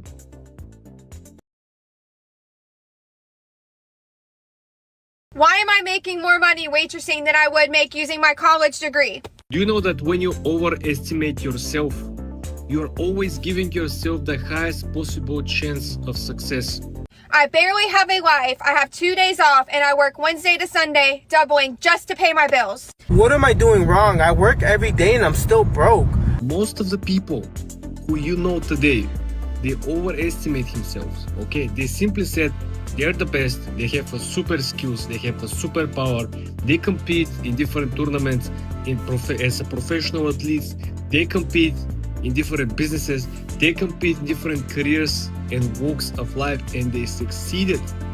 Even though all the odds were stacked against them, most of the people didn't even have a college degree, but they still found careers in area where the college degree usually is a requirement.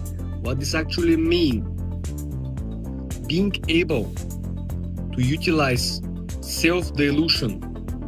You think that you're the best. You think that you know something that other people don't. You know that you can actually persevere failure after failure. Something that a lot of people do not understand. Like, I have a decent job, I make some decent money, but I live out here in Cali. Like, bro, as soon as I get paid, I have all these bills stacked up, bro, that shit wipes me clean. Like, fuck, I got no money left over. The people who are taking the biggest risks early on in life were people without sufficient preparation or knowledge. What this means, they didn't know what they're risking. You don't really know what are you risking, and this is why people used to make poor decisions. This is why overestimating yourself only works for people who are really ready to put up the work. You may not have the experience, you may not have the odds stacked in your favor, but you're still able to put up as many efforts, as many tries, as many hours into it over and over again. You are eventually going to win, because when you try enough times, you are increasing your chances and odds for your success. You probably heard the overnight success people claiming for other people because they didn't spend the hours of work, hours of failure, hours of tries until they actually achieved and matched the results that are publicly announced. This is why self-delusion. Sitting here, let's say today you want to build some mobile app, you have no coding experience, you have no knowledge, you just watch a couple of tutorials and you learn how to build a mobile app using AI. This is a big achievement. But a lot of people, regardless of how easy you can make building the app process for them, they're not gonna take the step because they know they're not coders, they're not engineers, they're not technicians, they're not tech savvy. It's also pretty boring for them, and as a matter of fact, they don't really have anyone who is an engineer. So that's pretty far away from their regular circle of interest. But this is why you have to be self-delusional. You know what? I am going to build a app in my area of interest, which could be whatever, sports, hobbies, and I'm gonna build the app like a professional engineer. I'm gonna watch tutorials, I'm gonna take notes, I'm gonna backtest. Even if there is something I cannot do by myself, I'm gonna hire somebody to fix this part, and I'm gonna make the app work perfect. I wanna make sure that the app will be better than any other app in the same industry built by engineer. Okay? On the surface, this looks like delusional. How are you gonna find time to do it? It will take you a lot of time, first of all, just to watch the tutorials, then to take notes, then to install the softwares, then to learn the actual schemas, how to connect different platforms, how to actually compute backtest, right? You have to create different accounts, it's a system. It's like learning a completely new language. Most people will say no. They will say no for them, and they will say no for you. You're not going to be able to do it. You're delusional. You think you can do it because it sounds fun, it sounds cute. Every new business idea sounds fun until you actually start working on the business idea. And start failing, and you start getting errors, and you start losing money because testing, especially on the AI, it will require certain funds that you can propel your idea. You have to backtest either the payment functionality or the API keys or the view generation or the actual storage of the data, the authentication, like so many different elements that you want to make sure that are superior, because you're self-delusional and you believe you're going to build a extremely professional app without being an engineer. You know what's funny?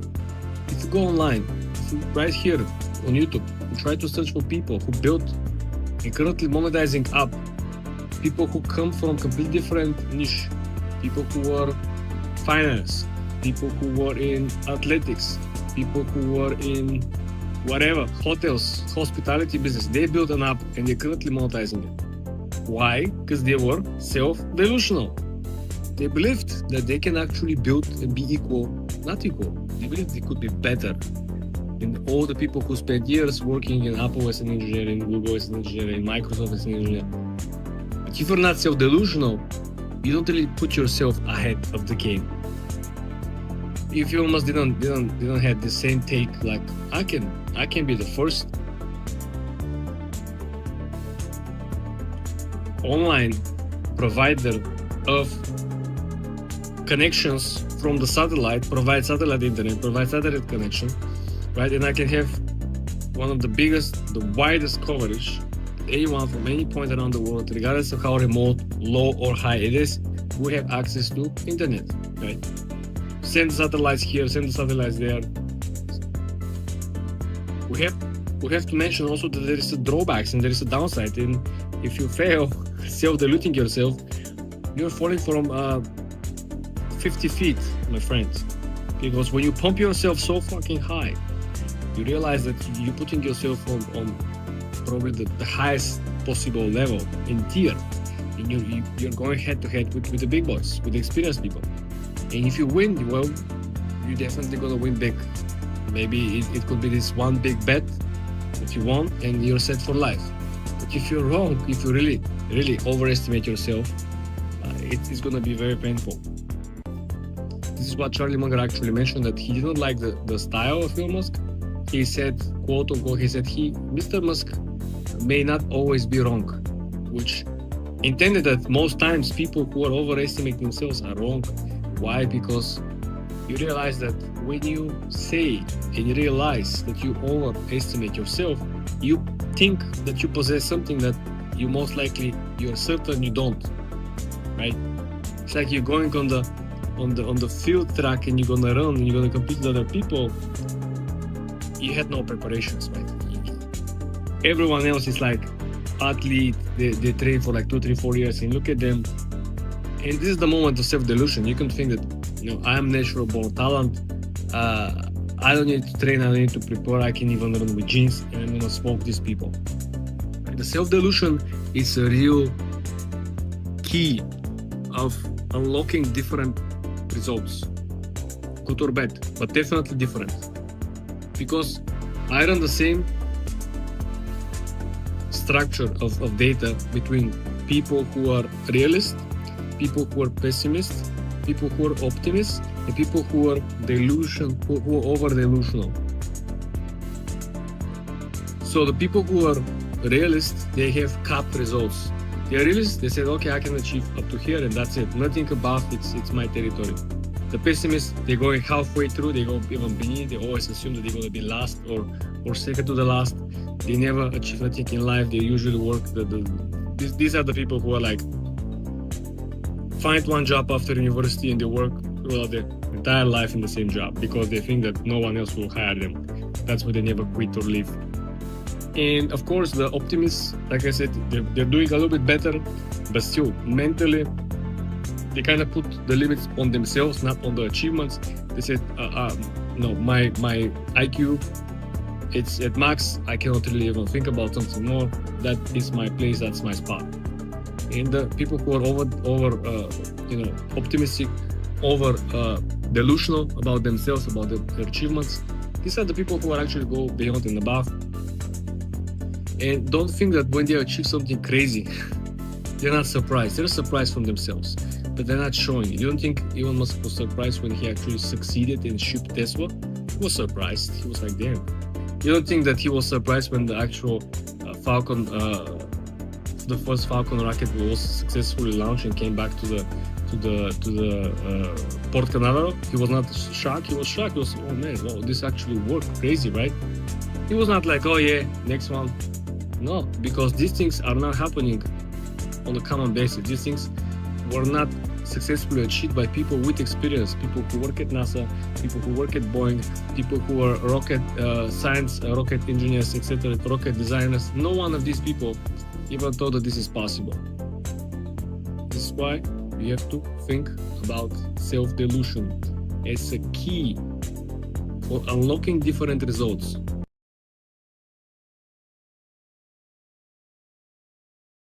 So there's a nationwide shortage of technicians, automotive technicians, no matter what brand it is. People just don't want to do this anymore. And I'm going to show you right now why there's a nationwide shortage of automotive technicians, especially at the dealership level. Let me show you exactly why. So this right here is the labor time for removing an HVAC assembly, the heater box inside the vehicle. We have an evaporator leak and the AC doesn't work. And this is the labor time from, I believe, All Data. Pays 13.5 hours. See that? 13.5 hours labor to remove the HVAC assembly. And then this is the warranty labor time from Nissan. 4.8. They want me to do that HVAC assembly for 4.8 hours when All Data is saying that it takes like 3 times as much as the warranty time, 13.5. So many of you may not know how technicians get paid. We get paid by the job. If a job pays 2 hours, then we'll get 2 hours no matter how long it takes us to complete that job. Our hourly rate may be $40 an hour. We may get paid $40 an hour, $50 an hour, and we'll only get 2 hours worth of that time to do that job. If it takes us 3 hours, then we'll still get 2 hours for that. So this is the reason, this is exactly the reason why nobody wants to do this anymore. Well, this is probably one of the examples where the real suffering for doing the work of the people who were doing the actual technician work actually comes into a full circle. They don't really enjoy doing the work anymore. They don't really getting paid enough to do the job anymore. And it is kind of a perfect storm for the AI, perfect storm for the EV vehicles, because as we all know, the maintenance of the vehicles is much lower and the EV vehicles require much less parts, considerably less parts. So understanding that no one wants to do this job is just one of the examples where people kind of calculate, is my time worth more keep doing the job or doing something else? Do I really enjoy or do I really feel appreciative, right, by doing the service? Because you understand this is not an easy job. You should really know the cars, you should know the parts. Some of the vehicles have parts that are very hard to find, which means you as an expert, you should source the materials, you should source the replacement. In some cases, they should order, specific part to be made. This is why Ford can't get anybody to work on their cars. Now last week the Ford CEO came out and said he had no technicians to fix all of his broken cars, and that's why it takes a minimum of 2 weeks to get your car looked at a Ford dealership. Now I already knew this was true because every time I call my local Ford dealer, they tell me they don't even have a transmission tech. And they gotta send every transmission job an hour out of town to the next nearest dealership that has a tech that can do that work. Now the Ford CEO states that there's over 6,000 bays in Ford dealerships without technicians, and they can't find anybody to fill those roles. And his attitude toward the whole situation is that people should be wanting to fill these roles and wanting to do these jobs, and he just couldn't understand why he can't fill them.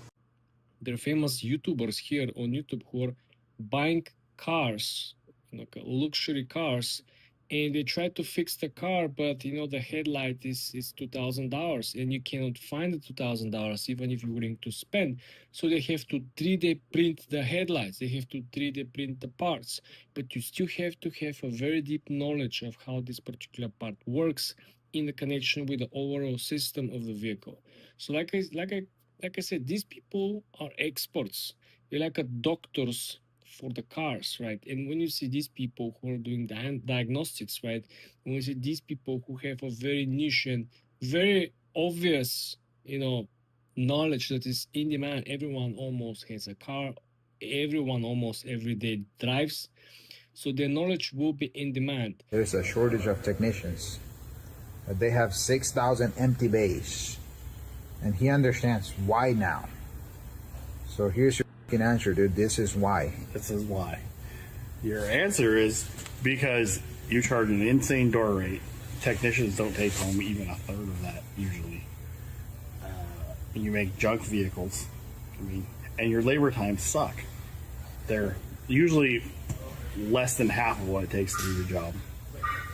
Yeah. So take into consideration that we have to buy our own freaking tools. That's one. Two, your warranty times are shit. If an engine replacement pays 25 hours under customer pay, and then we go do it under warranty, it's freaking 10 hours. So you're screwing us up. You're supposedly helping out the customer at the cost of the technician's paycheck. So yes, that's the freaking reason why, not because your other stupid reasons that you mentioned. Right. That, and on top of overcomplicating simple things that you've had for years that have worked well, you constantly reinvent the wheel, model to model, year to year, making repairs more lengthy and difficult for technicians. That's why everybody's leaving the industry. Pretty simple. If you guys fix your reasons why there's a shortage of technicians, there wouldn't be a shortage. So this has nothing to do with colors, white or blue. If the pay was fair and everything else that comes with it was fair, then there wouldn't be a shortage on any freaking industry. The end. Adios, mofos. So what's going on? Today I'm going to talk about Toyota, and yeah, there's probably a quality issue there, but there's really a technician issue there. There always has been. The last few years have probably seen it at the worst it's ever been, and it's just going to keep getting worse, which is possibly better for technicians in the long run, but I really don't think so. So what's happening? So in my neck of the world, Canada, Toyota at the moment has such a backlog on training that they don't have their certified Toyota master techs. And what's happening is, not only is there really no new apprentices coming into the industry, there's a brain drain right now. So as it stands, Toyota is so far behind on training that they're all starting off at the bottom. So let's put it into levels 1 to 4. Everybody's at level 1. They have a backlog of 4 years of training, which tells me that there's nobody new coming into the industry, but also tells me that there's not enough master certified techs, and this is how I come to that conclusion. So in my local area, the dealership has lost almost all their master Toyota techs. They got maybe 2 guys left, and that's a brain drain. They probably lost a good 40 years of experience in a matter of a year. That's huge. You cannot replace those numbers in training, and it takes years. It takes years to make a master Toyota tech. It is what it is. So what's going on? So the one guy I work with, I'll tell you what he made to the industry, and Toyota and the dealership owners screw over technicians. So put this scenario in there. The one guy he was pretty much a master tech, left because the Toyota engine recall on the Tundras.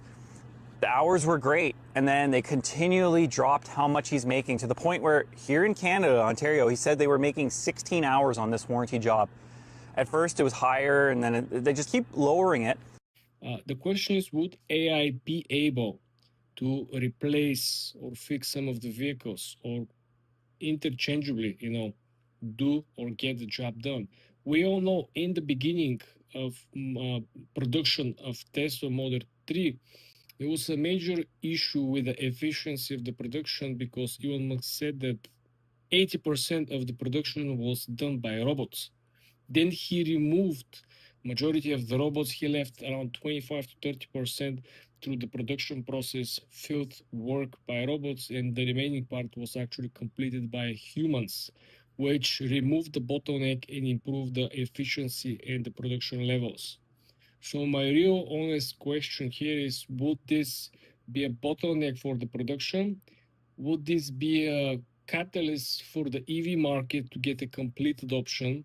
Looking here in New York City, I would say maybe 60-70% of all the cabs, Uber, and other taxi-like companies are using Tesla, right? We're seeing more and more delivering vehicles from Amazon being EV, right? Some people already claim that USPS has used some EVs as well. So obviously the EVs are, taking bigger and bigger portion of the auto market, being on the personal or commercial side. The question again remains, what these people will be doing if they're not mechanics anymore, and would the AI or somebody else be able to replace these jobs? Because like I said, this is in demand. The cars will be around forever, and there will be more and more vehicles that are on the older age side, which means more replacement, which means harder to find parts for them, which means these people, their expertise will be sick, in my opinion. If you don't believe me, just go on the government website for auctioning out a lot of the old vehicles that government use for police cars, some of the security vehicles, some of the army vehicles that are selling. You will see that even the government doesn't want to fix the old vehicles. They're just going to buy a brand new fleet of them. And you can go ahead and take a look what specific models are always part of the auctions, right? What specific models are usually, have more issues in the description. So you will get an idea which models are more faulty than others, right? So it is really, really interesting to see how the development will proceed with these people. I'm more interested to see how these people will make ends meet than interested what is going to happen with the actual technology and the service providing side of the game.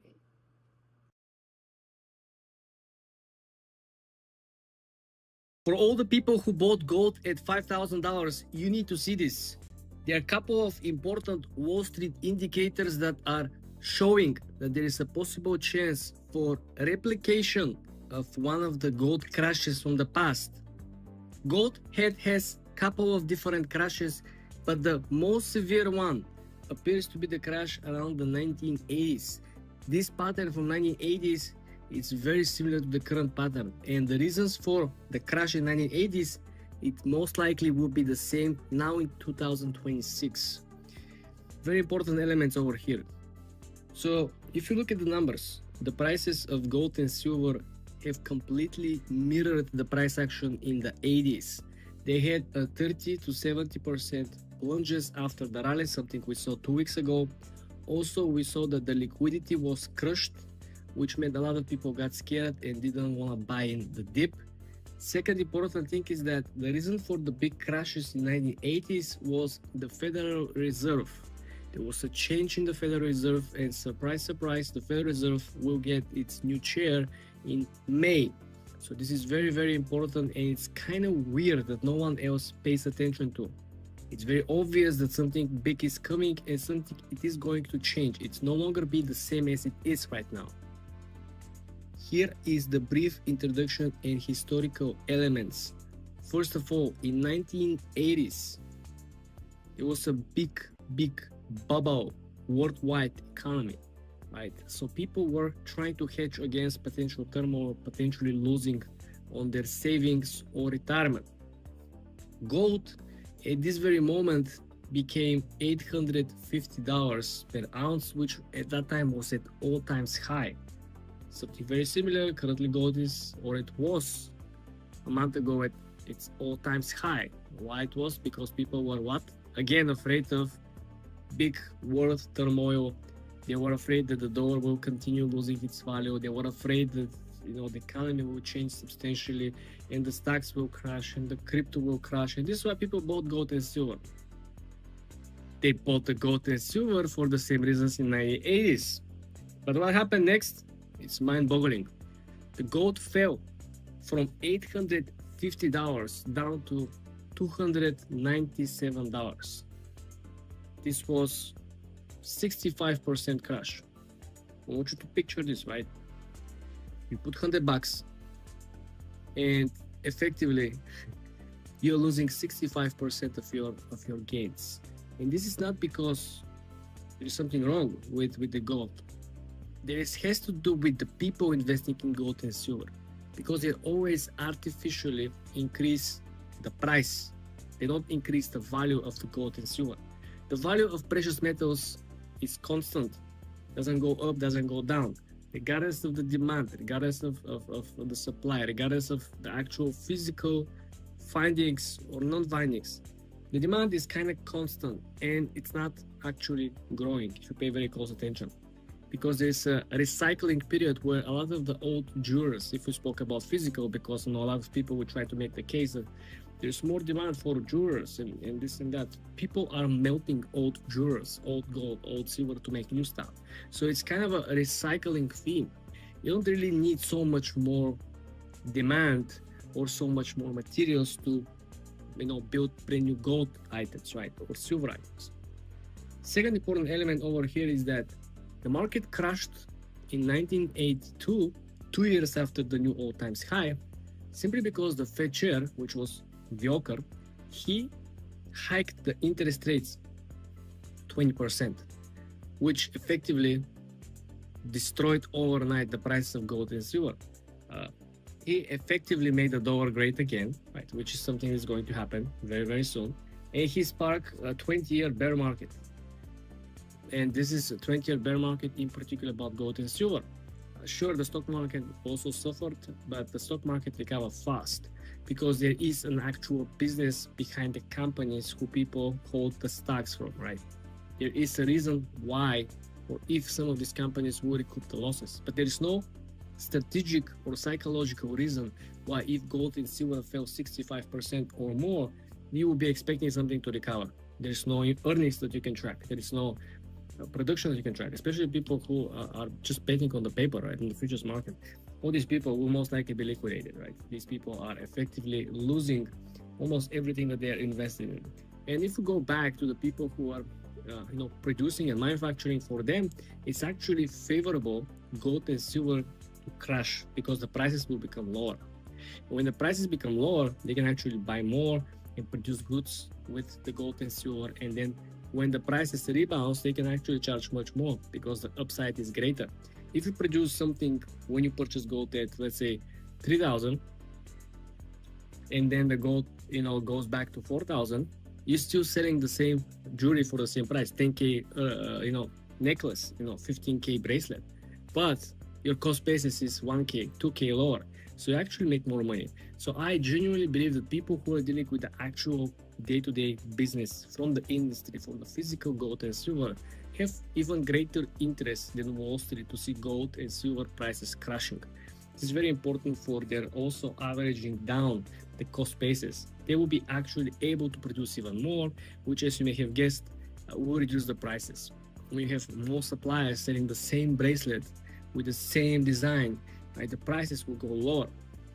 But that's not really a big thing, because if you really think about the cost basis also will be lower, right?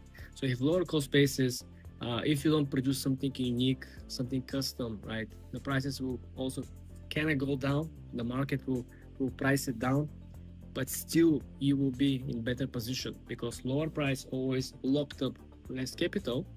When you have less capital that is locked and more capital that is free, available to bounce off if something went wrong, well, it is always good for the business. This is how you stabilize the market, and this is how things should work as well on the real estate market. The real estate market hasn't crashed since 08, 09, and this is the problem. The real estate has been going up and up and up and up and up, and people couldn't afford the real estate. This is why the real estate also should crash and should be re-evaluated from the banks who gave up the loans, from the developers who built the buildings, and from the landlords who are actually lending their properties.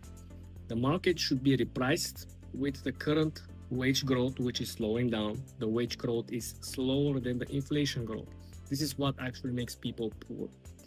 Inflation can go as high as it wants as long as the wages growing higher than inflation. If inflation goes up 100%, but your wage growth is 150%, you ain't gonna feel any difference, right? Sure, you will spend more money for less items. Physically speaking, you will go with one big bag to buy a TV. That's something you usually buy with, but it's a small pocket of change foldings, right? So this is what I'm trying to explain. Everything should be repriced to the fair value, and everyone will benefit from it, except the speculators. But who cares for the speculators anyway?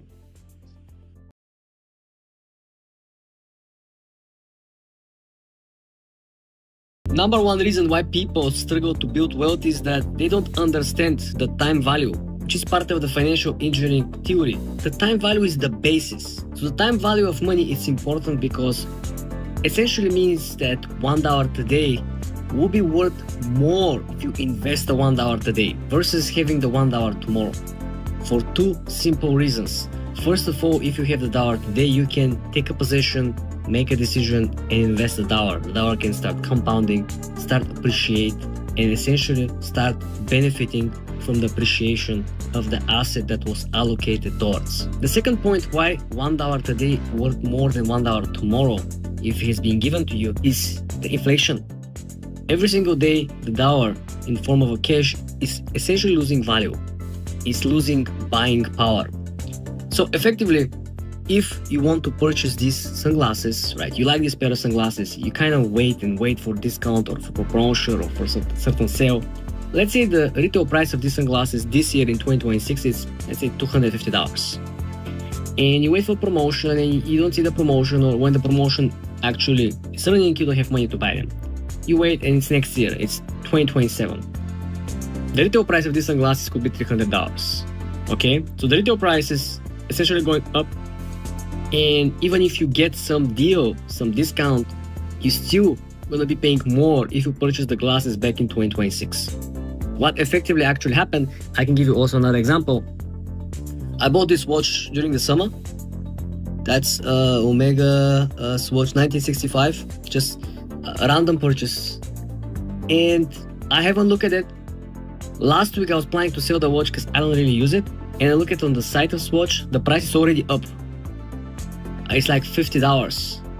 So the inflation, this is a real example, has played out. This is not a limited edition watch, right? You cannot buy it online, right? You have to sneak and wait on the lines in the stores, in the retail locations. Still, it's not a limited edition.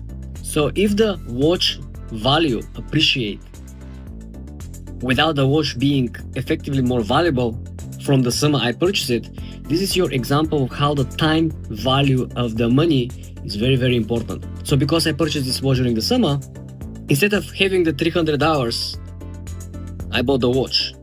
So if I waited now with the $300, my $300 could be worth $280, $285. This is what this $300 could buy right now, because the prices are even higher than the summer.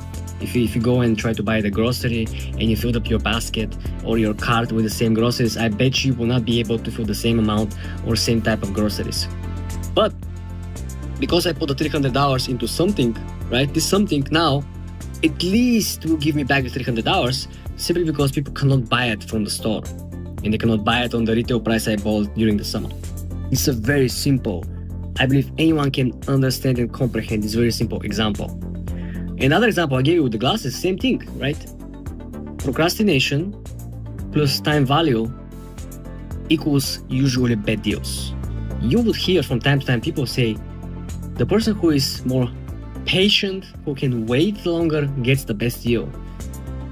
This is not usually the case. People who waited, imagine you were born in 2005, 6, 7, during the big blowout on the real estate market, right? You were thinking, okay, I'm gonna keep waiting to get the best deal. You know, when the banks take possession of the properties who have been returned from the owners, right? And you will be expecting to make a short sale, buying the property directly from the bank. Never happened. People who were waiting for the best deals, they never get into.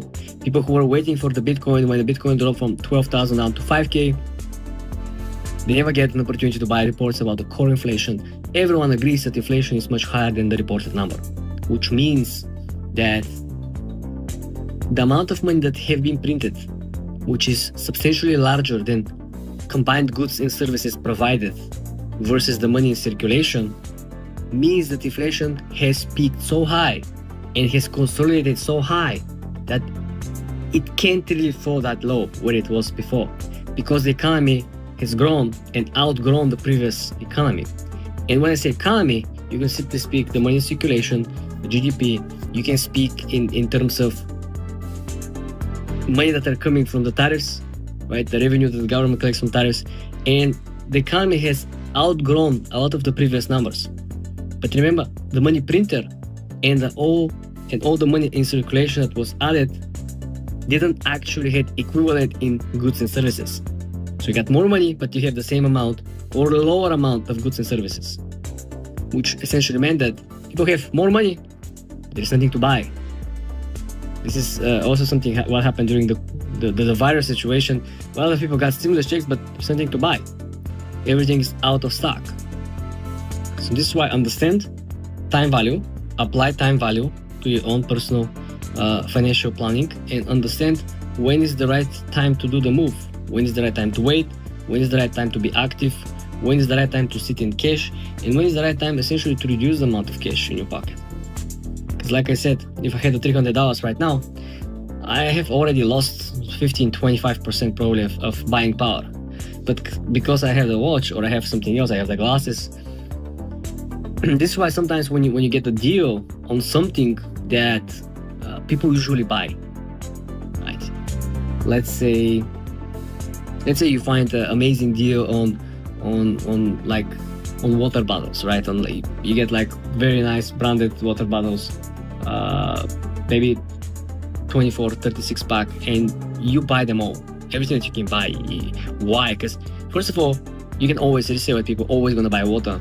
And the second of all is worst case scenario, you're still gonna get used of them instead of you buying the water for yourself, paying full price later on when there is no sale. I was watching Mark Cuban. He said that every time when he goes to shop, to the groceries, whatever is on sharp discount, everything that is over 50% off, he said he buys as much as he can buy, and he store everything. And they asked him, but why? You're so rich. He said that's effective savings. If you can buy something in the very moment that you would usually buy throughout the year, and it's 50% off, you effectively save 50%. Why wouldn't you buy it? This is again a billionaire's mindset. It's not we try to be cheap, we try to be stingy, we try to play the game. No, it's the numbers. At the end of the day, if you save $5, you essentially have $5 more in your pocket. Pay very close attention. The people who invested in silver early on during the previous hype cycle waited 13 years just to break even last month. This is your big cautionary tale over here, because a lot of the people who currently talk about precious metals investing, hedging against the debalancing of the US dollar have no real perspective on the historic run-ups in the precious metals. Remember, these things are not getting more valuable. No one is actually looking to buy more, to hold more, to produce more jewelry or produce more electric batteries with more silver, etc. Right? The idea over here, which is the same concept that aligns with palladium, same concept aligns with gold, is that everyone is kind of scared of the inflation, which of course it is a big money eater, wealth eater. But read this with me, and I want you to think about it, okay? You can even pause the video and read and comprehend and even probably take some notes. Silver prices peaked at $50 in April 2011. So the idea over here is that the current peak that we saw right before the dip last week, which erased gains for at least 2 weeks prior, is something that always happens. That's not a one-time phenomenon. The same people, which are institutional investors of course, who are pumping are the same one who will correct the price in the very moment when they feel that economic policy or development is more predictable. After Coinbase reported earnings and surprise losses, Wall Street simultaneously turned extremely bullish on crypto market. Their expectations are out of the box numbers that you haven't heard recently. Look at this. We're looking at city base case scenario, not extremely bullish, not regular. We're talking about base case scenario for Bitcoin price target for the 12-month horizon will be at $143,000. And this is a completely, regular, normal adoption prices related to institutional or government adoption, holding periods, national reserves, etc.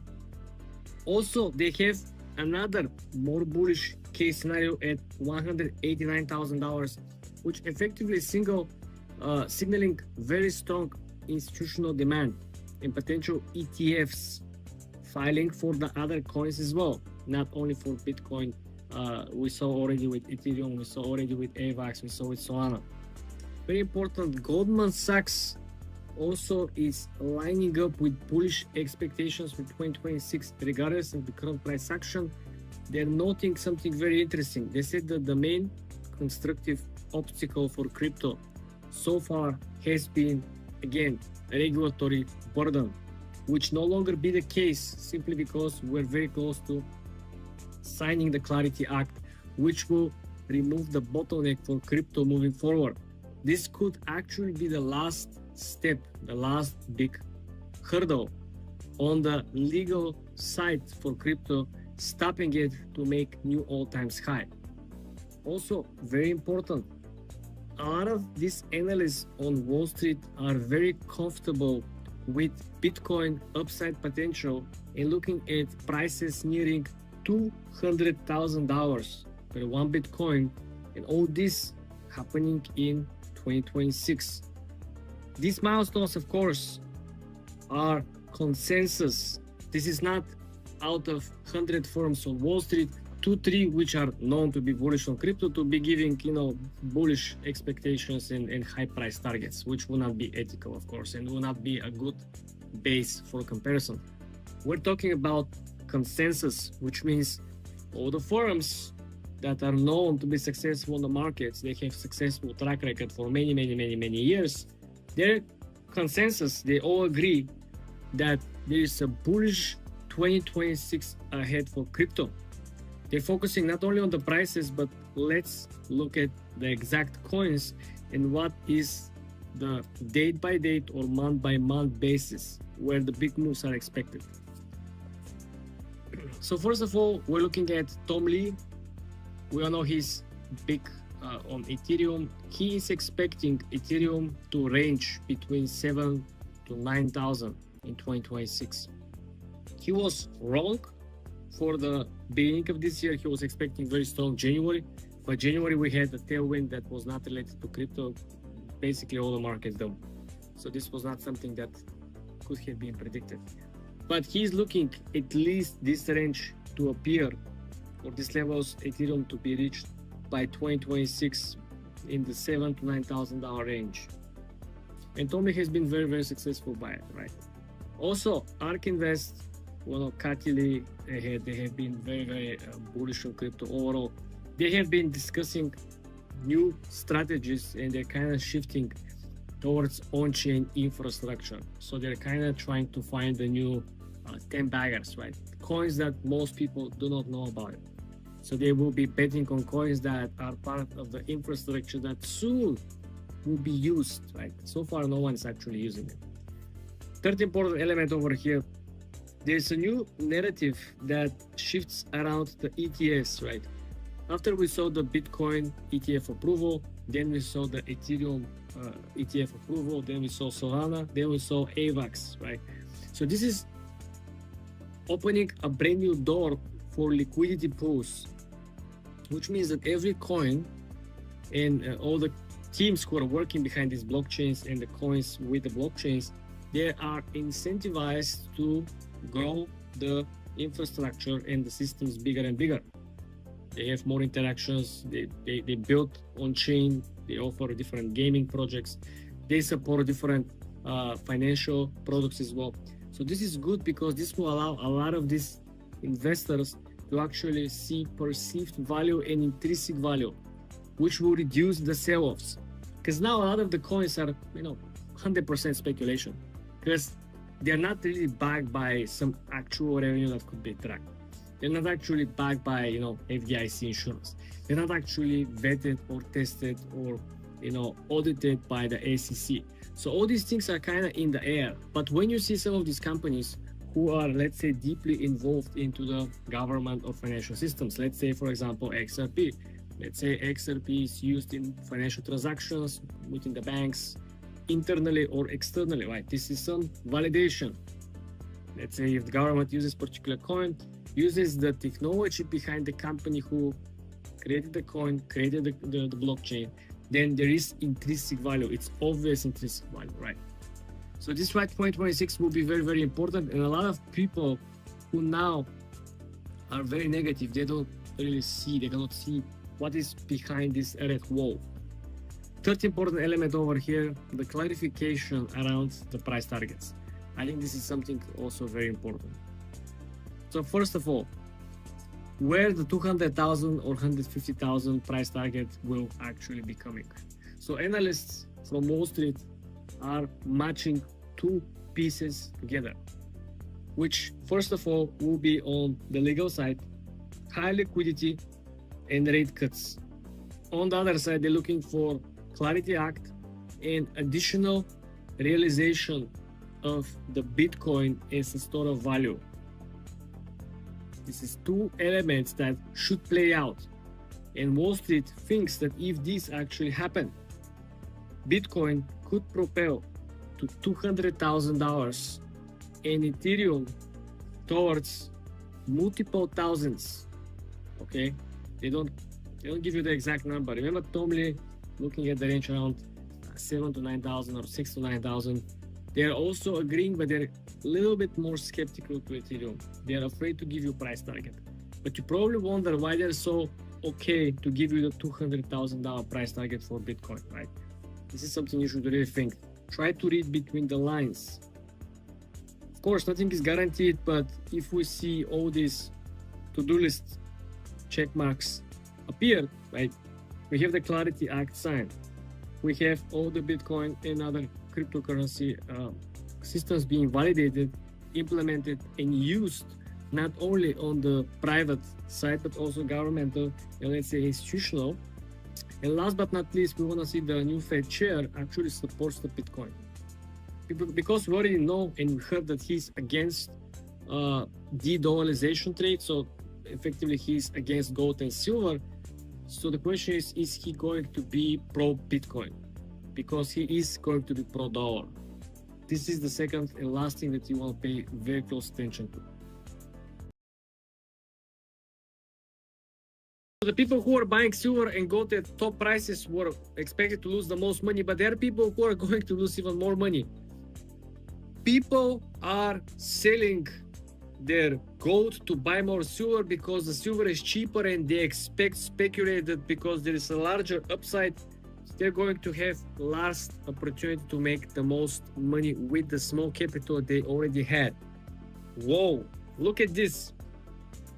Currently, why the both precious metals fell from the recent highs is because people, the smart people, are taking profits. Retail and other investors have been selling and taking profits when the silver and gold prices surged.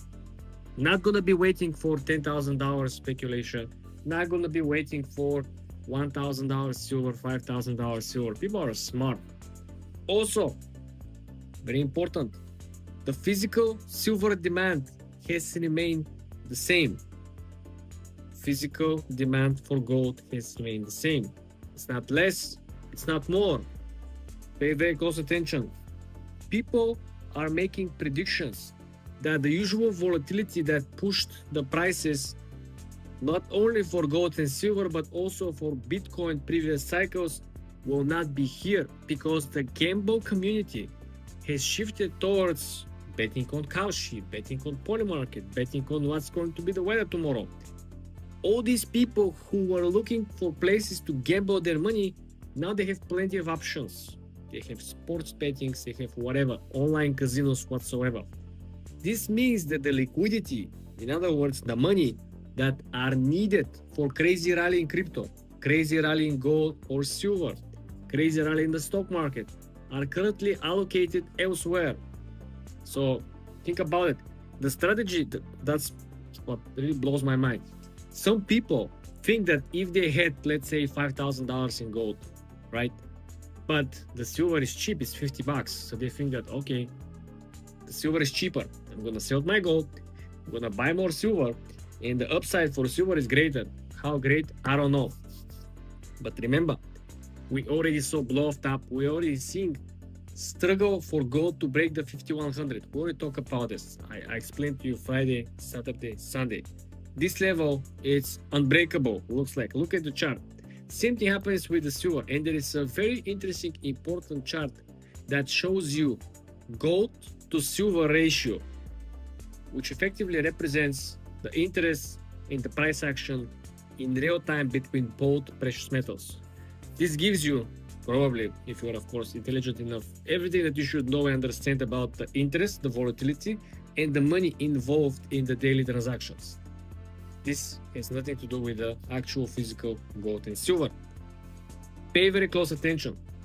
The volumes of trading on Cauchy Polymarket has been increased.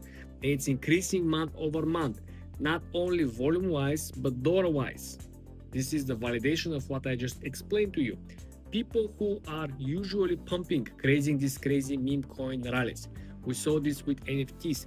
Do you think that people who actually push the NFTs to the moon were people interested in NFTs? No. They were the same people who have some money on the side, looking for ways to gamble, looking for ways to try their luck. And this was one of them. They bought probably at 2000, something that we talk about the fair value over the weekend. Go watch this video of gold.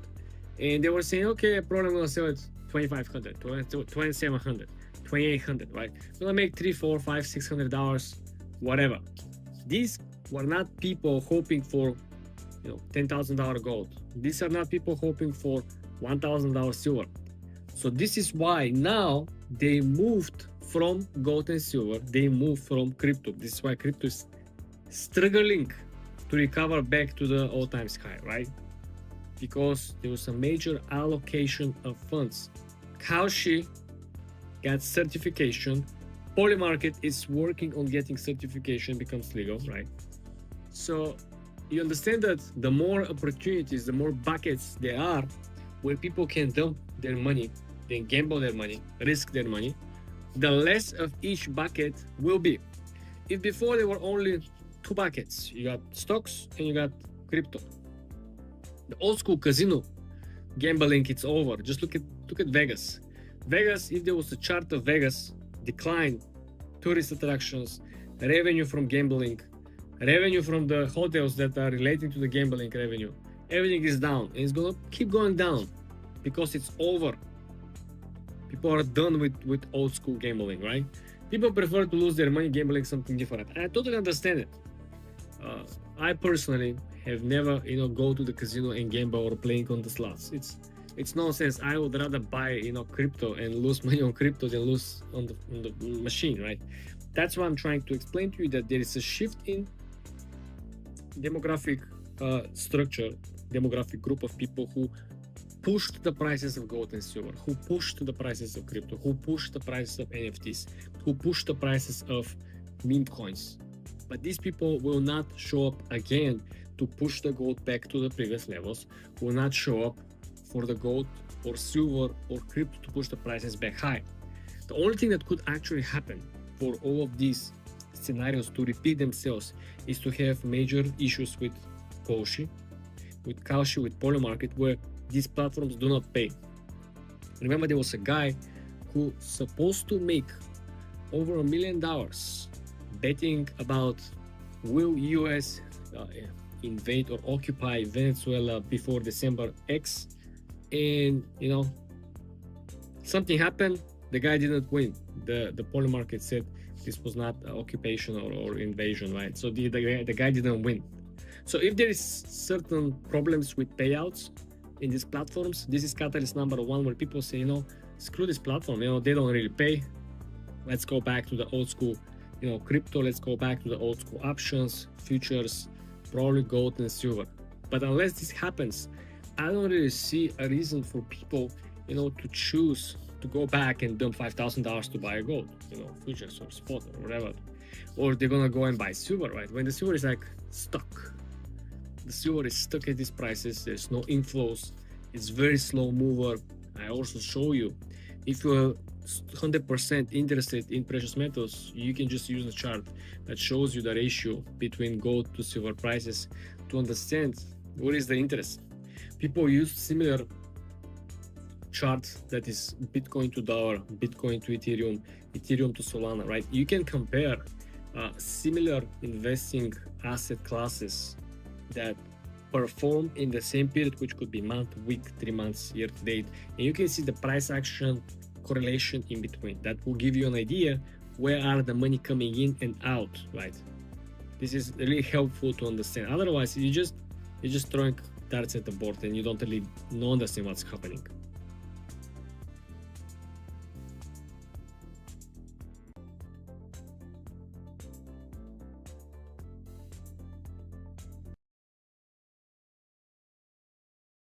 For all the people who cried earlier that they cannot simply own or buy SpaceX shares prior to the IPO and make tons of money, well, this might actually be your closest possible exposure. Bloomberg reports that Elon Musk considers going full IPO M&A, merger and acquisition between SpaceX, Tesla, and XAI. This will become a gigantic company, and this will give you a completely different exposure. If you look at the price action for Tesla today, the market wasn't happy, was kind of confused. But the idea of merging these three companies, it gives you a hint of Tesla is no longer a car company. It hasn't been a car company ever since start building the new upgrades and the whole software and the batteries and the whole charging systems, right? You do understand that the car is what people actually associate the brand with, but there is a software associated behind Tesla, and the software was the main driver for robotaxi, the autonomous vehicles, etc., etc., etc. The recurring revenue for all the people who in the future will be purchasing these vehicles and will be putting these vehicles to work while they're not using the vehicles as a side hustle business, Uber, Lyft. This is why this is your second validation over here that if this merger actually happens, you're going to have, probably not clear yet if it happens and how it will work, but if you currently hold Tesla shares, it will be very interesting to see how the price will actually fluctuate when the shares and the company merges with either or both companies, XAI and SpaceX. If you really understand, this will actually rebalance the value of Tesla, because the valuation of Tesla, if you look at the last 6 months trading sessions and what is the 30-day moving average, you will understand that there is a very high volatility, similar to the Bitcoin's volatility, similar to the crypto market volatility in Tesla stock. But when you actually have additional companies who support the more predictable revenue from SpaceX, the problem, of course, will be the XAI, which burns cash, and the social media business. It's really hard to maintain unless you're able to accommodate a lot of advertisers. This is why you saw today Meta stock popped, probably the only one from all the earnings reporting companies. Even Apple, who beat and destroyed earnings, it's barely up, like 0.20, 0.28. It's nothing. Only Meta actually saw the biggest growth. Why was that? I had to double check. The main reason why investors are still bullish, not only on the current representation of Meta, but also for the future, is that, remember, the Meta business is ads. And now, because of the AI and the super intelligence team, they can optimize ads, they can place more ads, they can make the ads more flexible, they can make the ads cost a little bit more for better performance of the usual users. So if before the same big companies who have budgets, let's say 10, 20, 50, $100 million per year, running the old models without the AI, without optimization, without the best cap expense right on this particular cost acquisition per client, this is now much more accurate. It costs them a little bit more, but it brings them much more business, supposedly, allegedly. So this is why people are bullish because the AI models will get better, which will make the business of Meta much, much more profitable. Sure, they're hemorrhaging money like crazy, and they're planning to spend another $150 billion on AI this year alone. This is very interesting because if we go back to the biggest M&A, if it happens between Tesla, SpaceX, and XAI, well, this will give a massive, massive leverage, and also will give a greater probability for the performance of the stock, net worth of Elon Musk, of course, and will give a cushion of sustainability.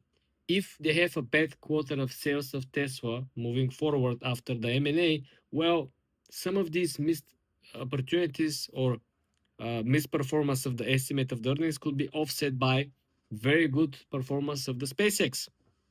Maybe he actually be able, as his main plan is of course to utilize XAI to become the one shop up where you will be able to buy stuff, hire people from here, being able to do absolutely that people are actually doing on the Chinese one-stop shop apps, right? They're using the apps for absolutely everything, for dating, for work, for social media, for entertainment. So the main concept here is that these $3 billion from the electric vehicle revenue from Tesla.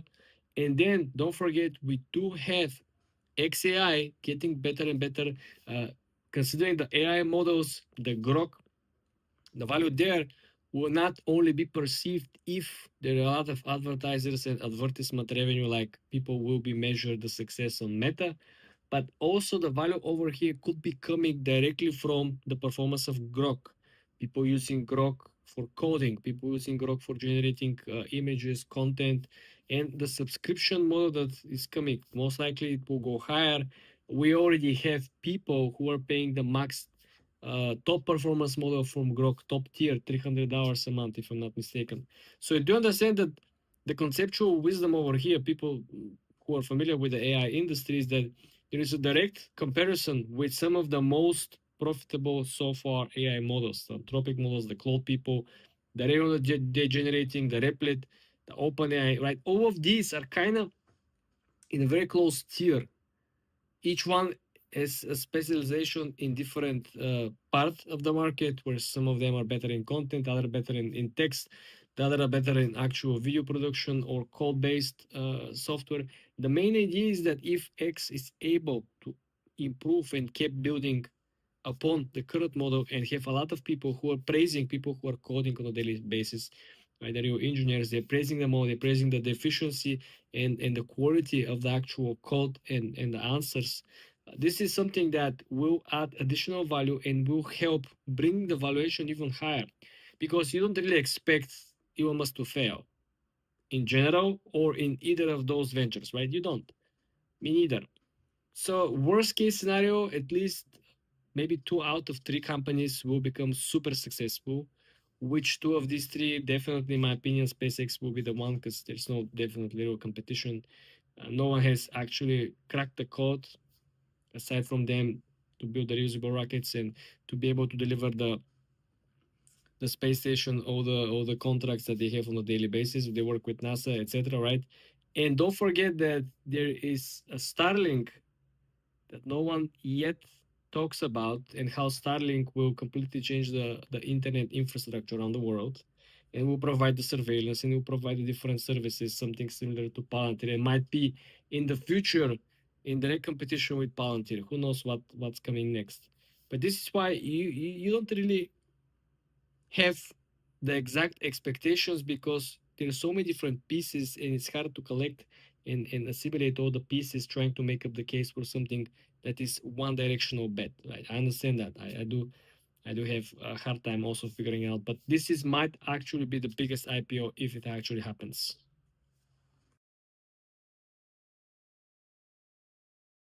If you bought silver over $130, or if you bought gold over 5,300, I'm sorry, I apologize, but things are about to get even more interesting to the downside.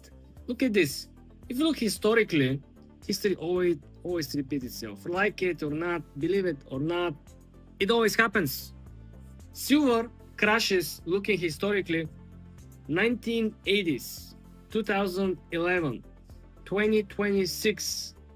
Do you see some potential collusion, some potential relation? Look at this. There is a match between each of these crashes. There is a precision element involving part of the economy which always breaks or changes, which triggers always the same crash in precious metals. But I mean, let's look at the numbers. First of all, there is a sequence between the leverage positions, which are people who are buying with borrowed funds to go long on gold, to go long on silver. I don't have $100,000, for example. I believe the gold will go to $10,000 this year. Well, I'm gonna go long, but I don't have the money, so I'm gonna borrow the money from the broker, from the bank. I'm gonna borrow from third party, whatever. Same case with silver. So many people are blindly bullish for no reason. The problem is, like I mentioned, is that if you look back at the historical path of precious metals, economy, and the Federal Reserve policy, you will get an idea what the heck is actually coming on the market very, very soon. First of all, the people who are trading with leverage will get liquidated. They will be the one to actually trigger these forced liquidations. Second thing will happen is, of course, the Federal Reserve will come up with emergency meeting. You know what they actually did in 2022 during the banking crisis, right? They're going to come up with special meeting. What they're going to announce in the meeting? Well, we're going to improve the dollar, because the dollar is the actual sustainability of the US economy. Strong dollar supports everything. Job growth, wage growth, and wage growth will catch up with inflation, which, as you may have guessed, will increase the buying power and will increase the buying power of the US dollar. Look at this. The shock that has been seen for many, many years usually starts with around 30 to 50%. Then there is a calm period where everyone thinks the market will recover, everything will be good, everything will be fine. People, actually, some of them are buying the dip. Some of them are saying, you know, that's a buying opportunity. Go look at the precious metals bulls on X. Regardless, what happened next? There's another major plunge. And this plunge wipes out not only the dip buyers, it actually wipes out a lot of institutional investors who were staying put, but they already had such large positions with concentrated bets plus borrowed funds. So they're kind of the worst position possible, because you risk someone else's money, betting on someone else's thesis, and then in the end, when you lose, all the bankers are getting paid. Remember, the bonuses are coming regardless. They're getting also 1% from the money under management, regardless of the performance. So you understand who is actually the actual loser in any case possible. It's the individual investors, the people in the retirement funds, which fund actually invest in precious metals, right? Pension funds, these people. But let's go through the actual mechanics. So I want to make sure you guys understand step by step how this actually works, or how this actually have worked out in the past. 3 separate crises. First of all, silver hit $50 in 1980s. Okay, everyone was, woohoo, $50. Unfreaking believable. I'm gonna buy a car.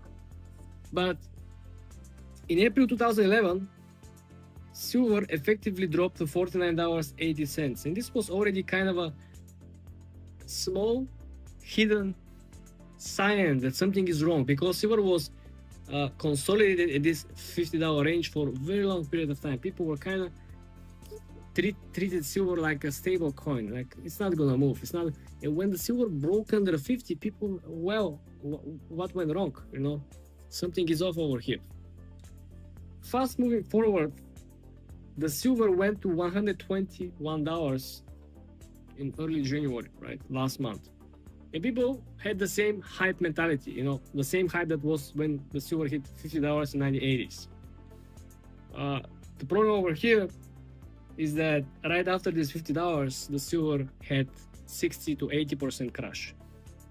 Which, if you compare 1980s, go to $50, everyone is happy, everyone is bullish.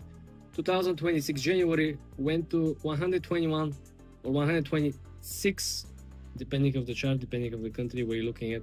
Then now we're waiting for this potential crash, which is, if we replicate the same identical, could be 100 to 150%, and this happens in months. Sure, as bearish as I am, I don't expect to drop 150% immediately or right now. But there is a two-way scenario where it drops one time substantially, which is 25 to 50%. This is plausible. Why is that? Because the silver already dropped in one single trading session 40%. So if the silver dropped 40% in one trading session this year, 2026, it's just show you what is possible. So if this is the case again, this means that we might see 20, 30, 40% or even 50% in one day, and then we might see a small drawbacks, 2-3%, 1% down, 3% down, 1.5% down, little by little, but it will genuinely, you will feel the trajectory. Then there will be people who will be looking to buy the dip, right? Remember, there are people who have to average down, people who bought at 120, people who bought at 100, people who bought at 90. So if these people are not buying the dip, they're gonna stay with average price of 120, which I don't know how many years these people have to wait to break even. If I was one of these people, I would be very pissed at least, or maybe angry. Because the other people who bought at 50 before the previous crash down to $18, they waited 15 years to break even. So let's run the numbers. This particular dip in 1980s was identical, 25-50% with the one that we saw in the end of January for 40% for silver. And this happened intraday session. This was not a couple of days. We're talking about intraday session throughout the day. Same thing happened over here with 40%.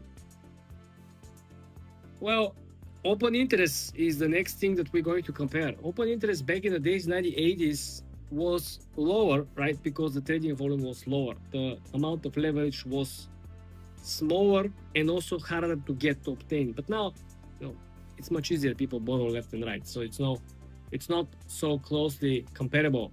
But you can still look that open interest hit all-time high for each of the precious metals. $200 million announced equivalents, which probably you understand that this is much out of the demand zone, right?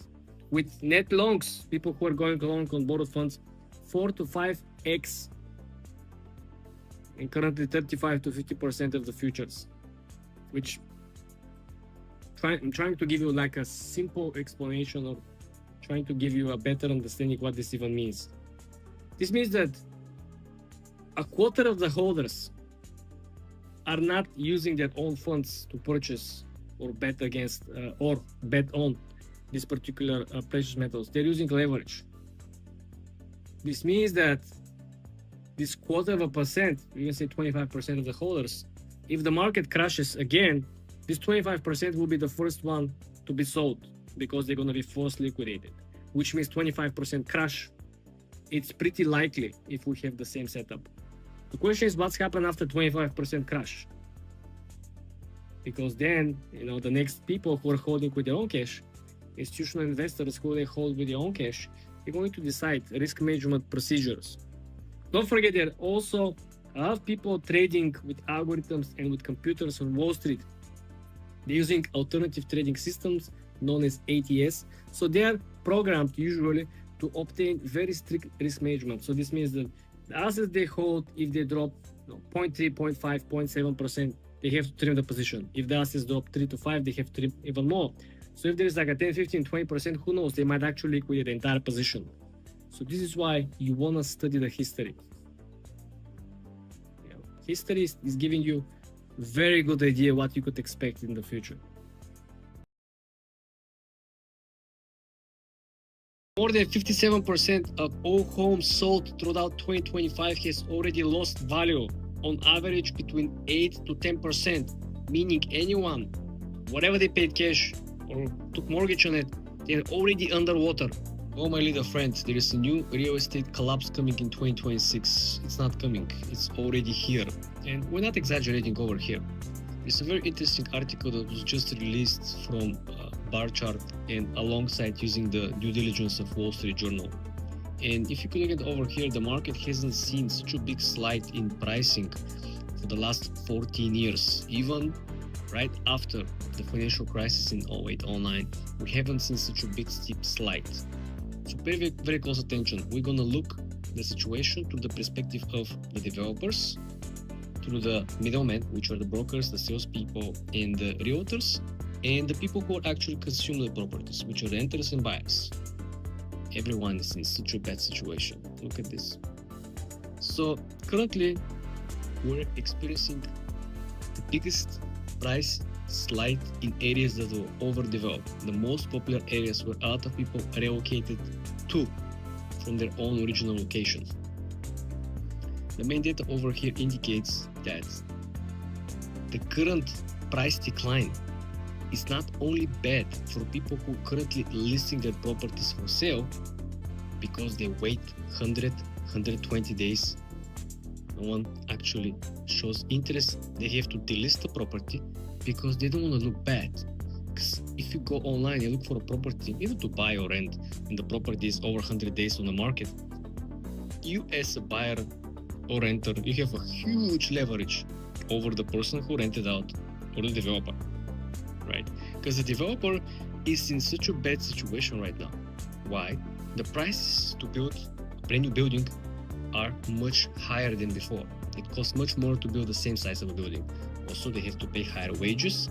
On top of that, the insurance is sky high. But they don't really care. This has never been an issue for them. They just add this to the price, create a package for either buy or rent, give this to the middleman, which is the broker. The broker looked at this and said, yeah, ain't gonna happen, G. We have properties we cannot rent out. Much better location, has views, balconies, and they're 20-30% cheaper than your current prices. Ain't gonna happen. And look at what the Wall Street Journal actually reported. This is probably one of the most important reports so far.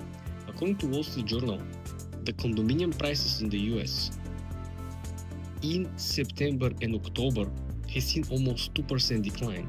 And this might not, appears to be a big deal. But this is the biggest decline since 2012. And we're talking about right after the housing bubble, when everyone was thinking, oh, this is probably the best time to buy. The market has bottomed. Everywhere there is deals. You can find, duplex, you can find triplex, and people were not quite interested. But over here, things are getting even more interesting.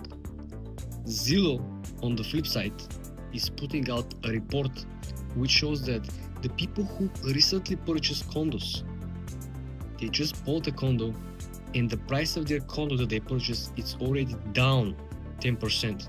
So people who recently purchased a condo, most likely they're, if they paid cash, it's kind of okay, to see a short-term decline in value. But if you actually got mortgage and you have some crazy interest on the mortgage, and you're not only losing money by the value of the property going down, but you actually feel that you're overpaying for something that might see even greater decline. So according to Zillow report, 10% of the condos are now currently valued under the sales price. And this, what does it mean? This means that owners currently are underwater, and they will be stuck with this property for whatever the length of the mortgage is. If you rent it out, who cares if you rent it out, right? Not to mention that if you're an owner, the HOA fees are going higher, the property taxes are going higher, and like I mentioned, the developer costs, even the developer cost is not gonna go low. It's gonna remain steady.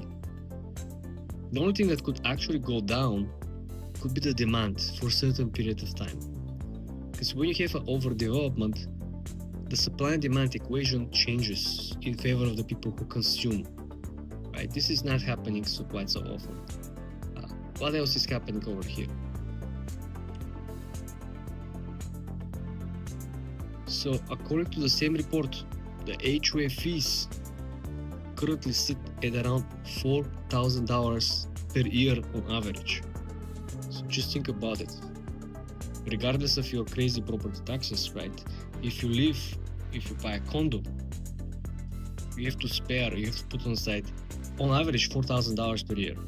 And this is maybe not a lot. For New York standards, of course, not a lot. There condos here in the city, like they have like $6,000, $8,000, $9,000 a month HOA. So this $4,000 per year, it's not a big deal, but obviously for Florida, I don't know, it might be a game changer for a lot of people. Because remember, a lot of retirees are moving to Florida, right?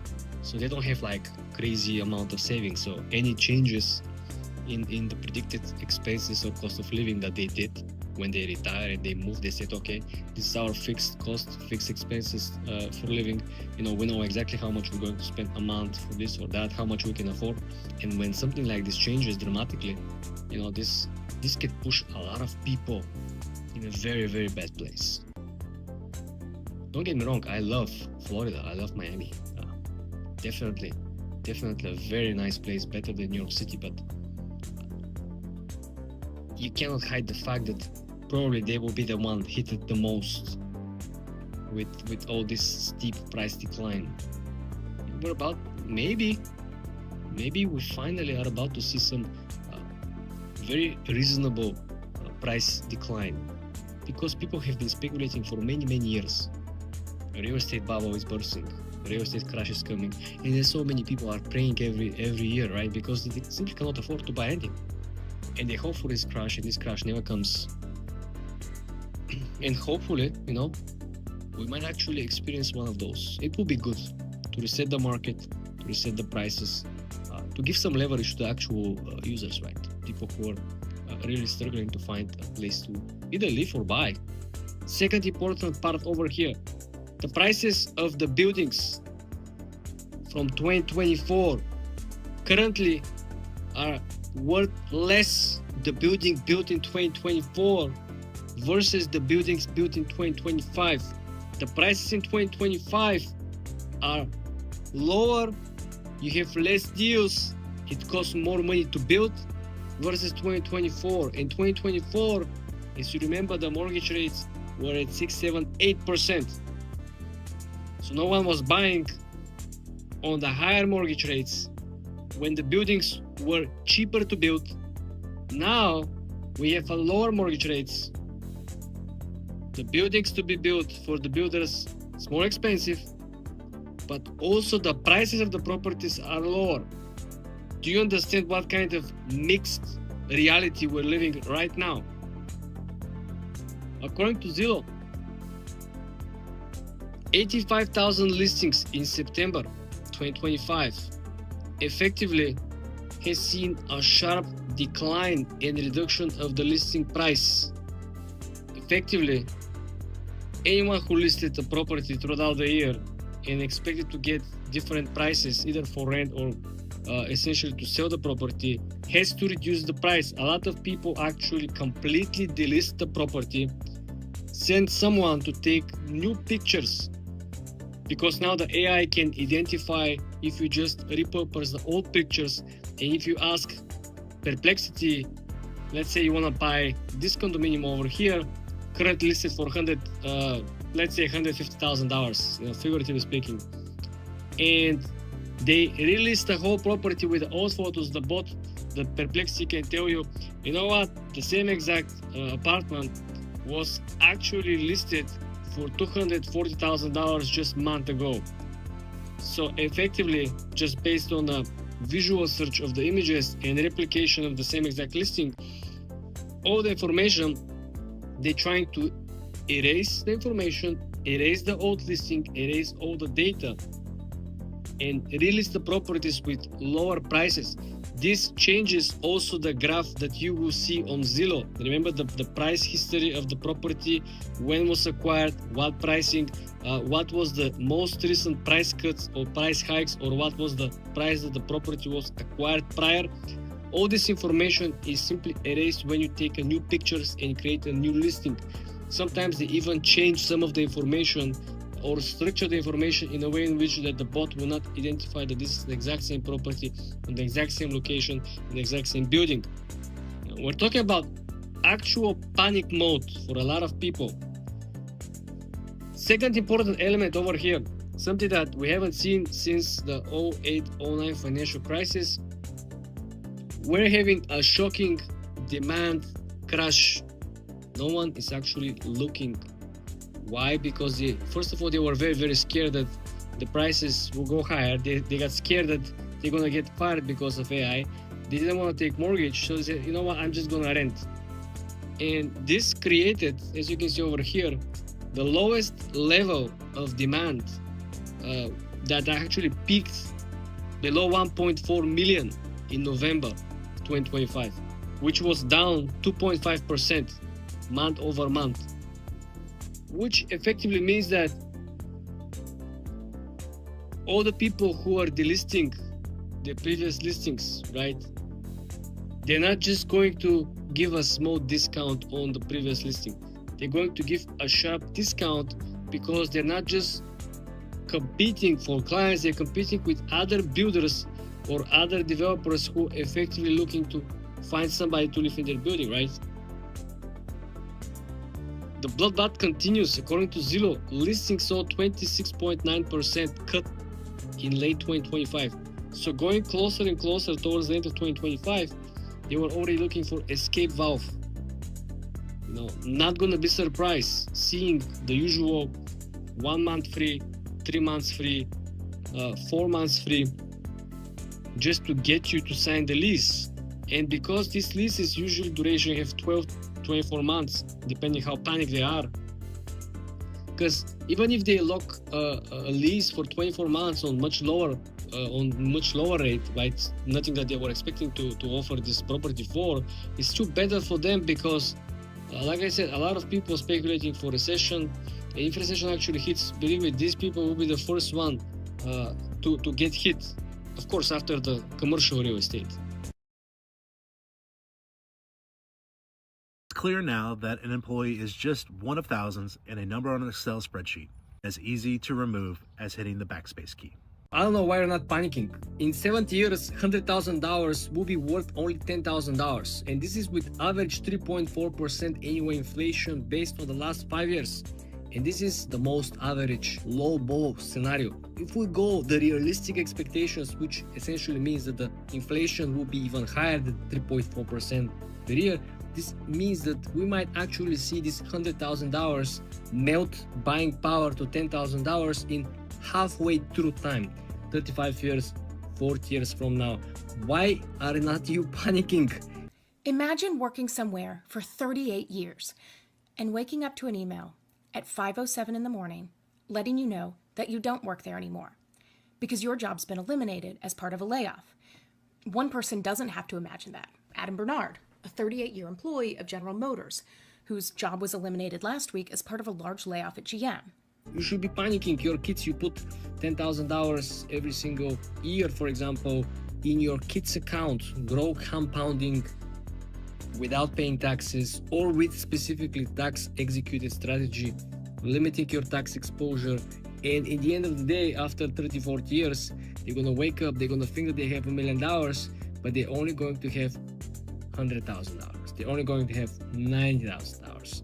This is why you should start panicking right here, right now. This is not some fugazi metaverse expectations, simulations. We run the numbers based on adjusted inflation with an average of 3.4%, which was the average inflation for the last 5 years. And it's not going to remain at 3.4% because the Federal Reserve will continue printing money. Don't ask me why, this is a very long topic for a completely separate video.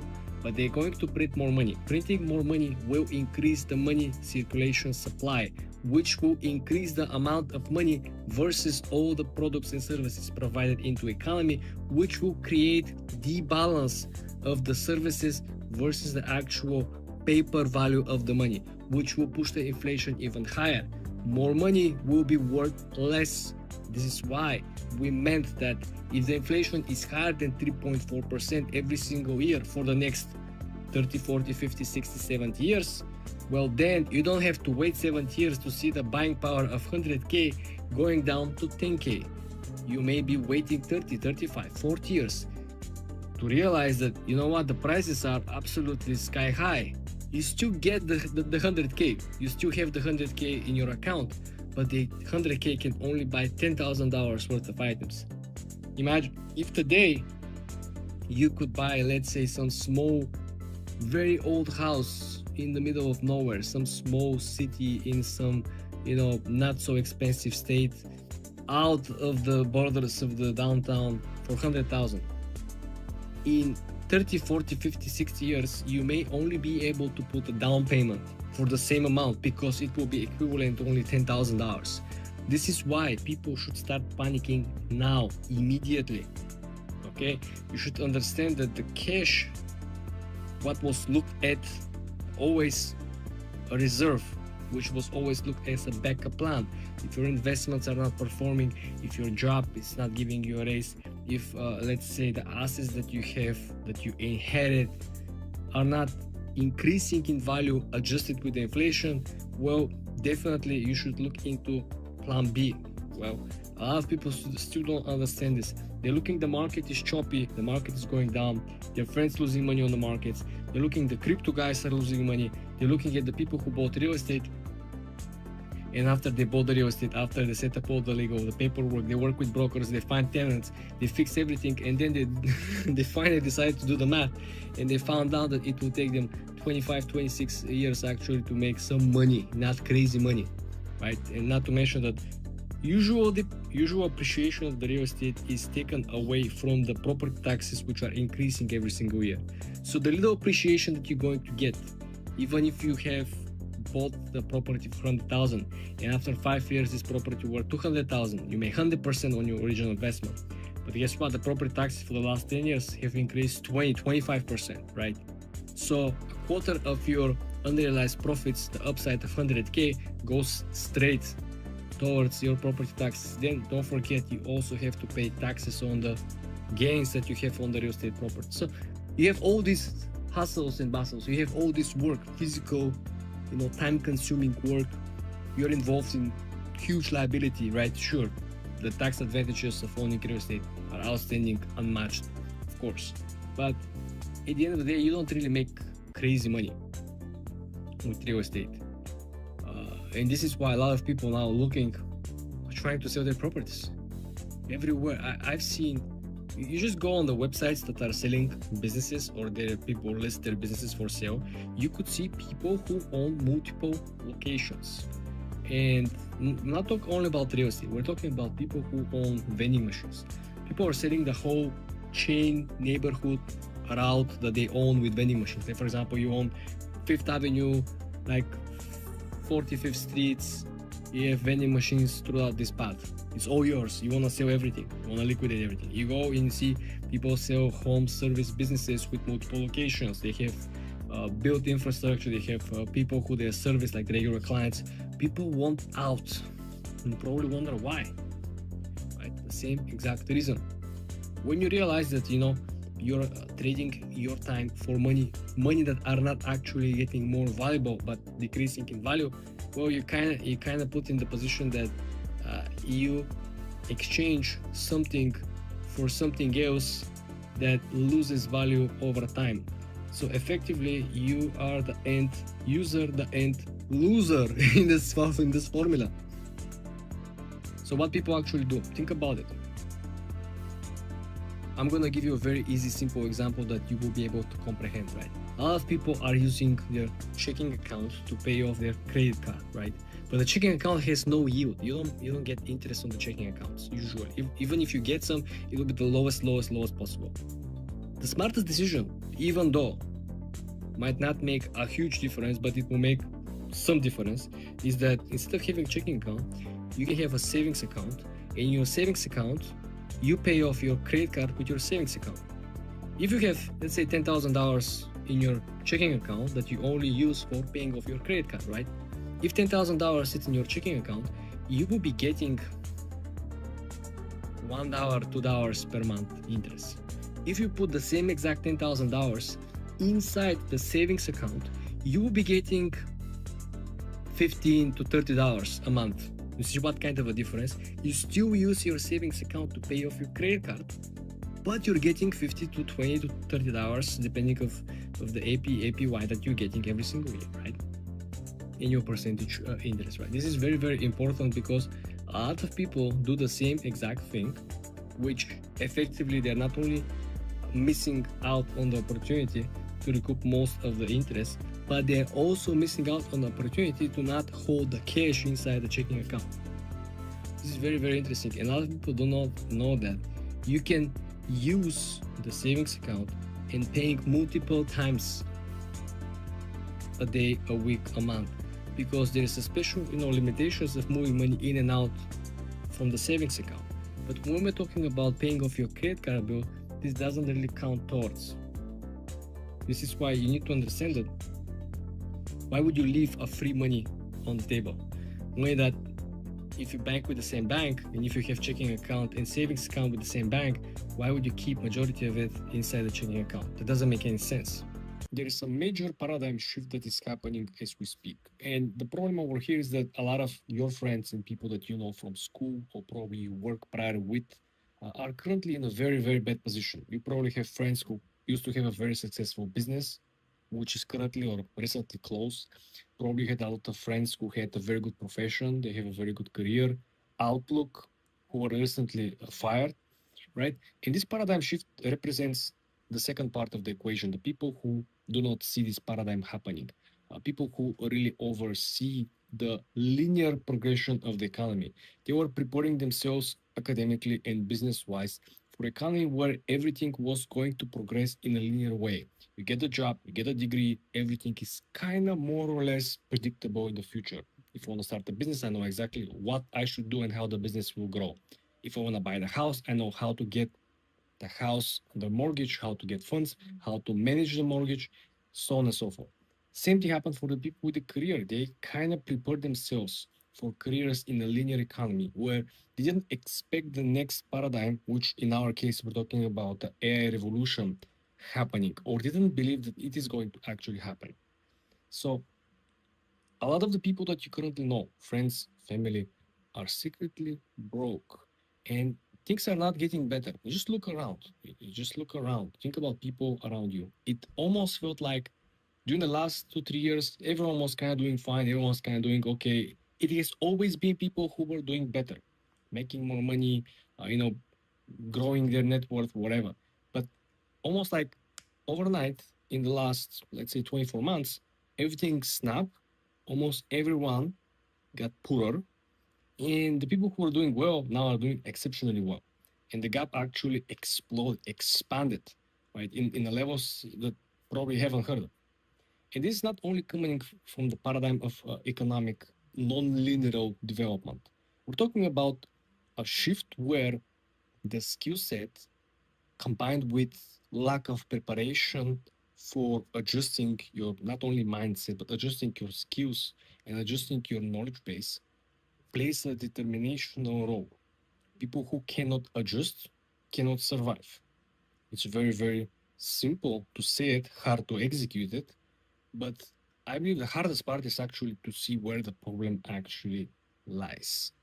Because like I said, a lot of people who were doing very, very well, they think about the last 2-3 years, people around you, your very immediate circle, doing some e-commerce, reselling some clothes, doing some Amazon, having some physical retail location. I guarantee you most of these people have either closed or lost business 20, 30, 40, 50%, and very soon they're gonna close, especially people with high-paying jobs previously.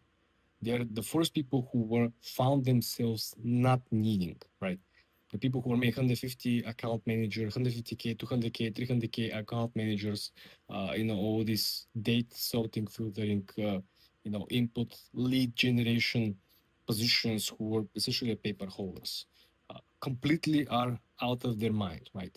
Imagine you graduate 8 years ago, you spent 6 or 7 years, you already think yourself to become a VP in whatever company you're working, and now you're out on the street. Why? The paradigm shift is happening. And this is not some science fiction. I want you to really understand the concept, because when the paradigm shift happens during the first revolution, moving from actual horse carriages towards automobiles, right? The second revolution coming from actual plugging the engineering skills of the humans, A lot of people, if not most of the people, have no clue how this actually works. They didn't have idea how the car works, the combustion engine works. They didn't have idea how the electricity works. They didn't have idea how Nikola Tesla actually built the AC and how he converted and actually destroyed the DC of Edison. A lot of people weren't so sophisticated and weren't so interested in learning anything outside their original skills by training, whatever they learn in school, whatever they learn in universities. This is what they lived with. No one was actually going out of their way to learn something else on the side, or at least not deeply enough. You had some surface knowledge. Back in the days, people didn't even know where this country or that country outside the US actually was located. So you need to understand that people who lived with this mindset, they had to learn. And the good thing is that there was no distraction back in the days. People had nothing to do. You go to work, you finish work, and then nothing to do. Most people had no televisions back then. Then when the next revolution came, yes, some of them have radios, some of them have televisions, but still the distraction was not at the level that it is right now. So this means that people have actually focused strict plan of execution or learning some of the skills. This is why a lot of people actually found jobs. When the US Steel was actually started and executed, a lot of people learned how to utilize steel, how to build bridges. A lot of people without engineering background learn how to do engineering, right? So this means that anyone can learn everything, regardless of the type of paradigm shift that is happening around the world. But a lot of your friends, I already guarantee you, they don't want to learn AI. They hate AI. And they secretly hope that AI will give up, AI will disappear. They secretly expect this is going to be just another bubble and everything will simply go away. I hope Michael Burry also hopes for the AI bubble because he's betting big against the market. But again, if you just hope on one thing, you're not really hedging, you're not really risk adjusting your bet. You should always prepare for the opposite. You should prepare yourself for being right. You should prepare yourself for being wrong at the same freaking time. What this means? Well, you can still hate the AI, you can still hate all the technology, you can still hate any tool that replaces the human skill that you previously possess, but you should also simultaneously prepare yourself to utilize the skill either for yourself on your personal life or utilize the skill to save it as a service. And I'm not just picking up stuff from the air. I got plenty of calls from different banks that I have business accounts with, right? And I got plenty of calls. And all of the banks, when we have a personal meeting one-on-one, they said, why don't pick up the phone? Why we cannot reach you out? I said, I already have an AI agent that filters and sorts out all the calls. Not only this, I have disabled the voice call. Why is that? Because the AI agent filters all the calls, and before the voice calls actually leave a small transcript on the phone, and this transcript can give a false directions to the AI agent. Can say, oh, this is the information you requested. You can just click here and find the information you requested, and the AI agent might get confused. They might click on links that shouldn't click. This is going back to the example. Regardless of what you think about AI, regardless of what you think about your current, financial or career path, you should hedge every single bet and prepare yourself to take part in the paradigm shift. Otherwise, you're going to be left behind the paradigm shift. You're going to be left with people who didn't believe in cars replacing the carriages, didn't believe that electricity will replace the gas swamps, didn't believe that the actual guns will replace the bows and arrows, and the people who were, not optimistic, didn't hedge their bet. No one said anything about them in the history. They were simply erased from the history. Replaced. Technology results, the results from all of these technological innovations replaced anyone who was skeptical of. Think about all the people who were writing articles in 19s that the internet is the next fad, the internet is the scam, it's nobody's going to be using. Same people who are talking that no one will ever own a personal computer because it doesn't make any sense. These people simply were washed out of the media, washed out from the social media space, washed out from the history because they were so wrong. Then ask yourself, do you want to be washed out from the history or you want to take part of the history? of this paradigm shift. Think about it.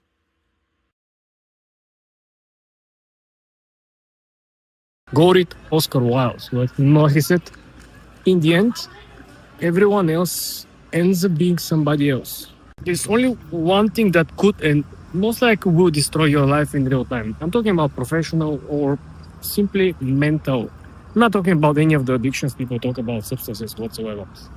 I'm trying to explain to you that if you really think about it, right, when you grow up the line, you understand that there is only one thing everyone overlooks. And this one is the feelings. Have you ever heard someone on Wall Street getting rich out of feelings? I feel this stock is a buy, and then they lose absolutely everything. No one gets rich off feelings. This is just the professional side. What about the personal side? Well, people are eventually getting weaker. They have a blurred, perception, or they cannot analyze 100% accurately, non-biasedly, particular situations. That's why they lose. They have been taken advantage of.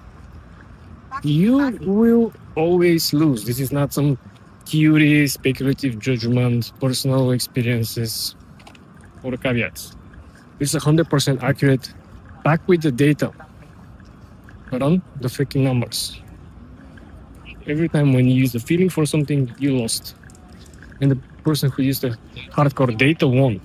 A person who used even analytical sense, sixth sense, which is not the feeling.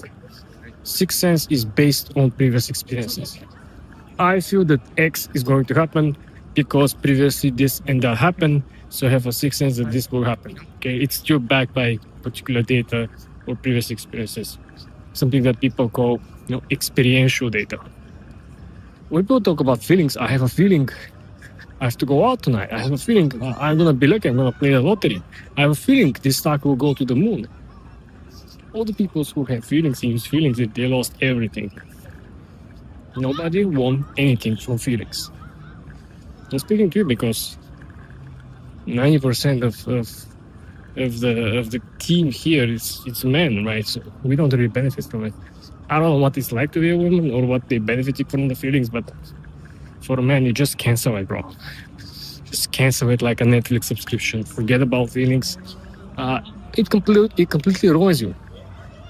Business, so the same thing. How many startups felt that this product or this service will be super popular? Remember last year they launched some of these wearables that you actually put like a necklace with a camera, and